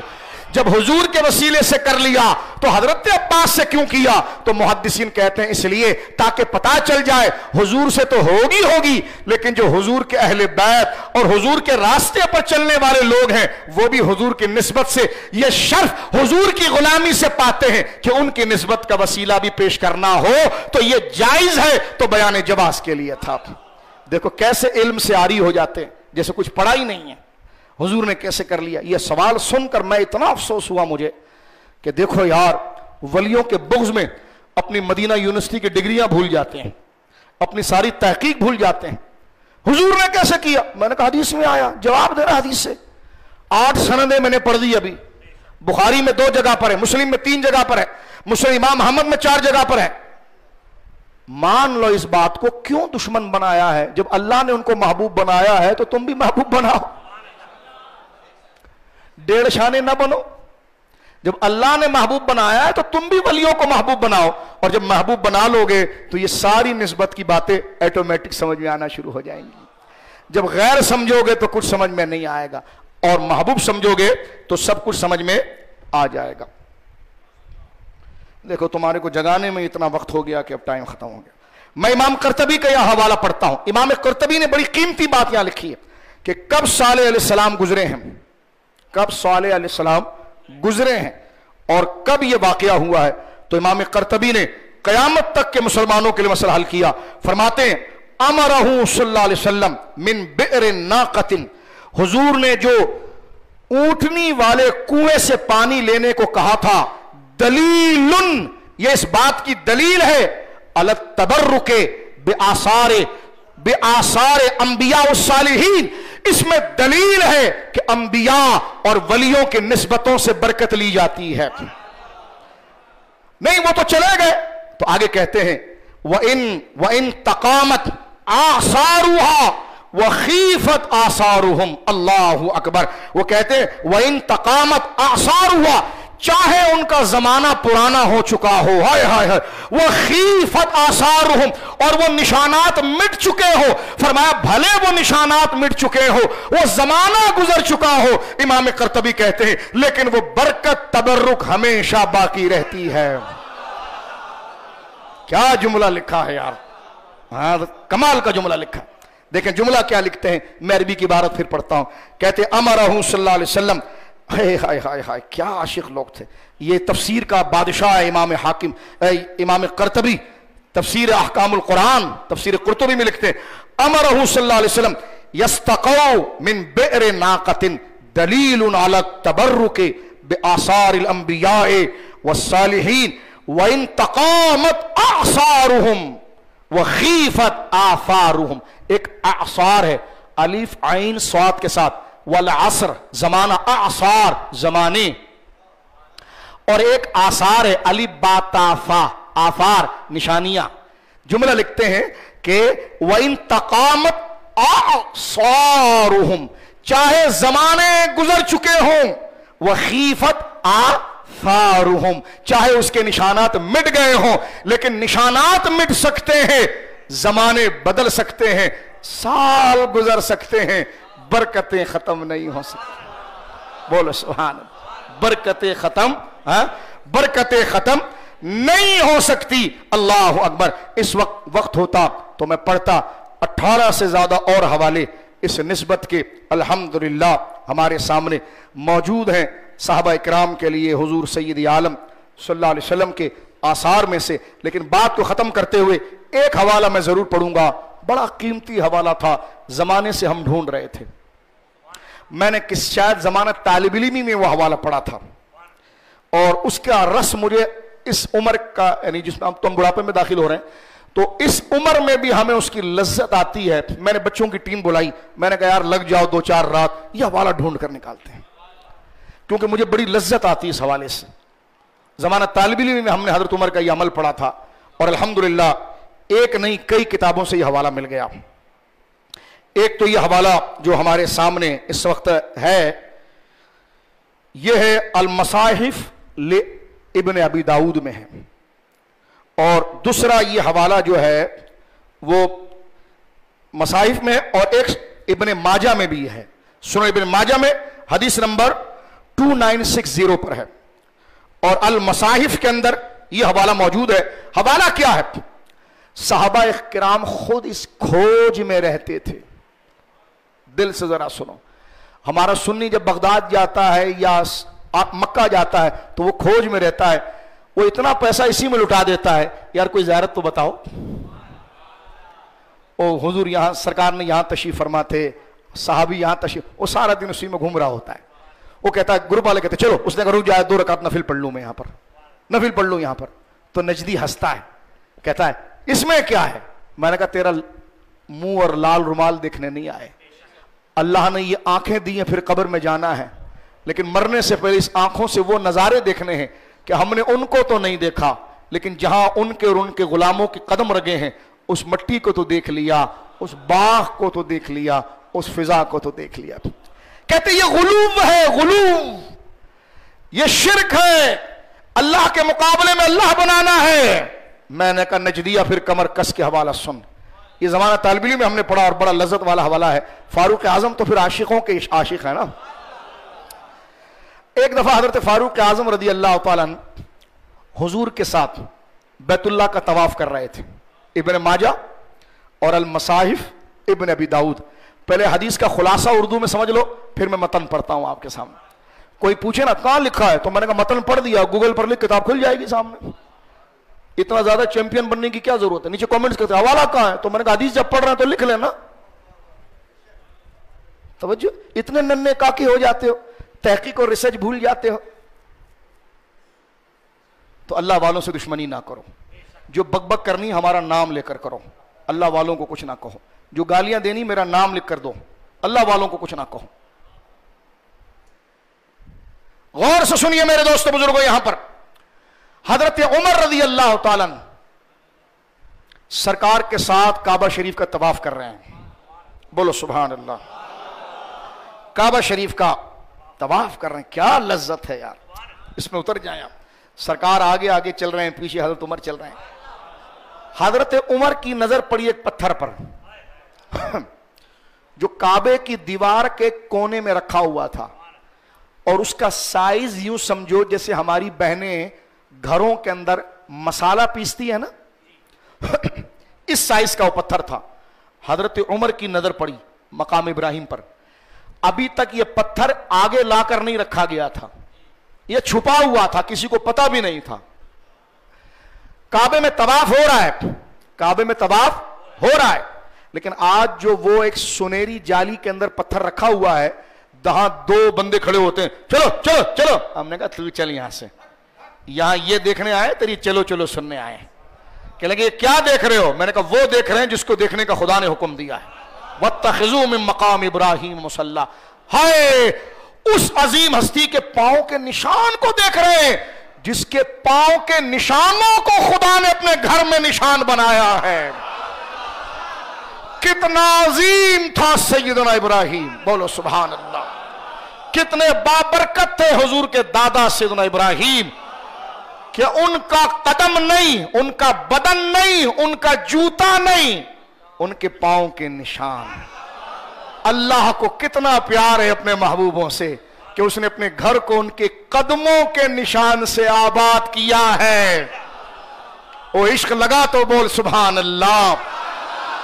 لوگ اپنے ڈرائنگ روم کو قیمتی چیزوں سے آباد کرتے ہیں، بیڈ روم اور کومن چاہے اس کا خستہ ہو تاکہ مہمان عزت دیکھے ہماری، تو اللہ نے اپنے گھر کی عزت کو دینے کے لیے کن چیزوں سے آباد کیا، مزین کیا؟ اس میں حضرت ابراہیم کے پاؤں پاؤں پاؤں کے نشان۔ وہ پاؤں کتنا عظیم ہوگا کہ جو خدا کی قدرت کو بھی پسند آیا، اور وہ نشان کتنا عظیم ہوگا، اپنے گھر کو زینت دینے کے لیے خدا نے اپنے گھر میں اس نشان کو لگا دیا۔ تم کہتے ہو ہم گنبد گرائیں گے، ولی کو بے نشان کریں گے، خدا تو ان کے قدموں کے نشانوں کو بھی بے نشان نہیں کرتا اور اپنے گھروں میں آباد کرتا ہے۔ بولو سبحان اللہ۔ اب آپ دیکھیں سیدنا عمر، جلدی سے سنیں، سیدنا عمر طواف کر رہے ہیں اور طواف میں حضور کے پیچھے ہیں، چل رہے ہیں۔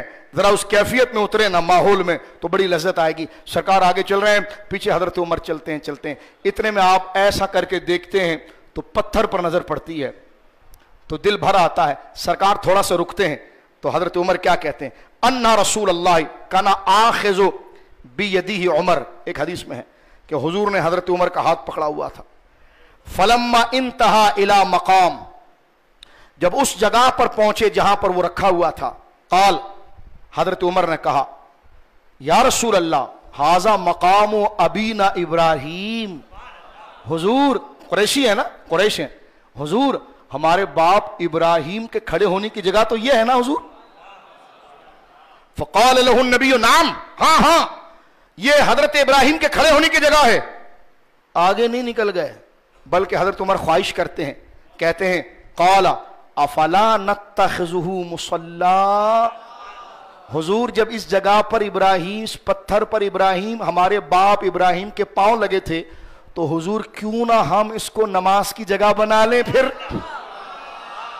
حضور نے یہ نہیں کہا ابھی شرک سے توبہ ہوا ہے، صرف اللہ کی عبادت کرو، کوئی نسبت بیچ میں نہیں لاؤ ورنہ پھر غیر اللہ کا تصور آ جائے گا، بلکہ نہیں، حضور نے کچھ بھی نہیں فرمایا۔ یہ بات اللہ کو اتنی اچھی لگی کہ اسی وقت حضور کے دل پر آیت نازل ہوئی، وَاتَّخِذُوا مِن مَقَامِ إِبْرَاهِيمَ مُصَلًّى، فرمایا عمر صحیح کہہ رہا ہے محبوب، اسی پتھر کو اٹھائیے اور لائیے اور سب کو کہیے اسی جگہ کو، مقام ابراہیم کو، ابراہیم کے کھڑے ہونے کی جگہ کو مصلی بناؤ، میری نماز کی جگہ بناؤ، عبادت میری ہوگی، نسبت ابراہیم کی ہو جائے گی۔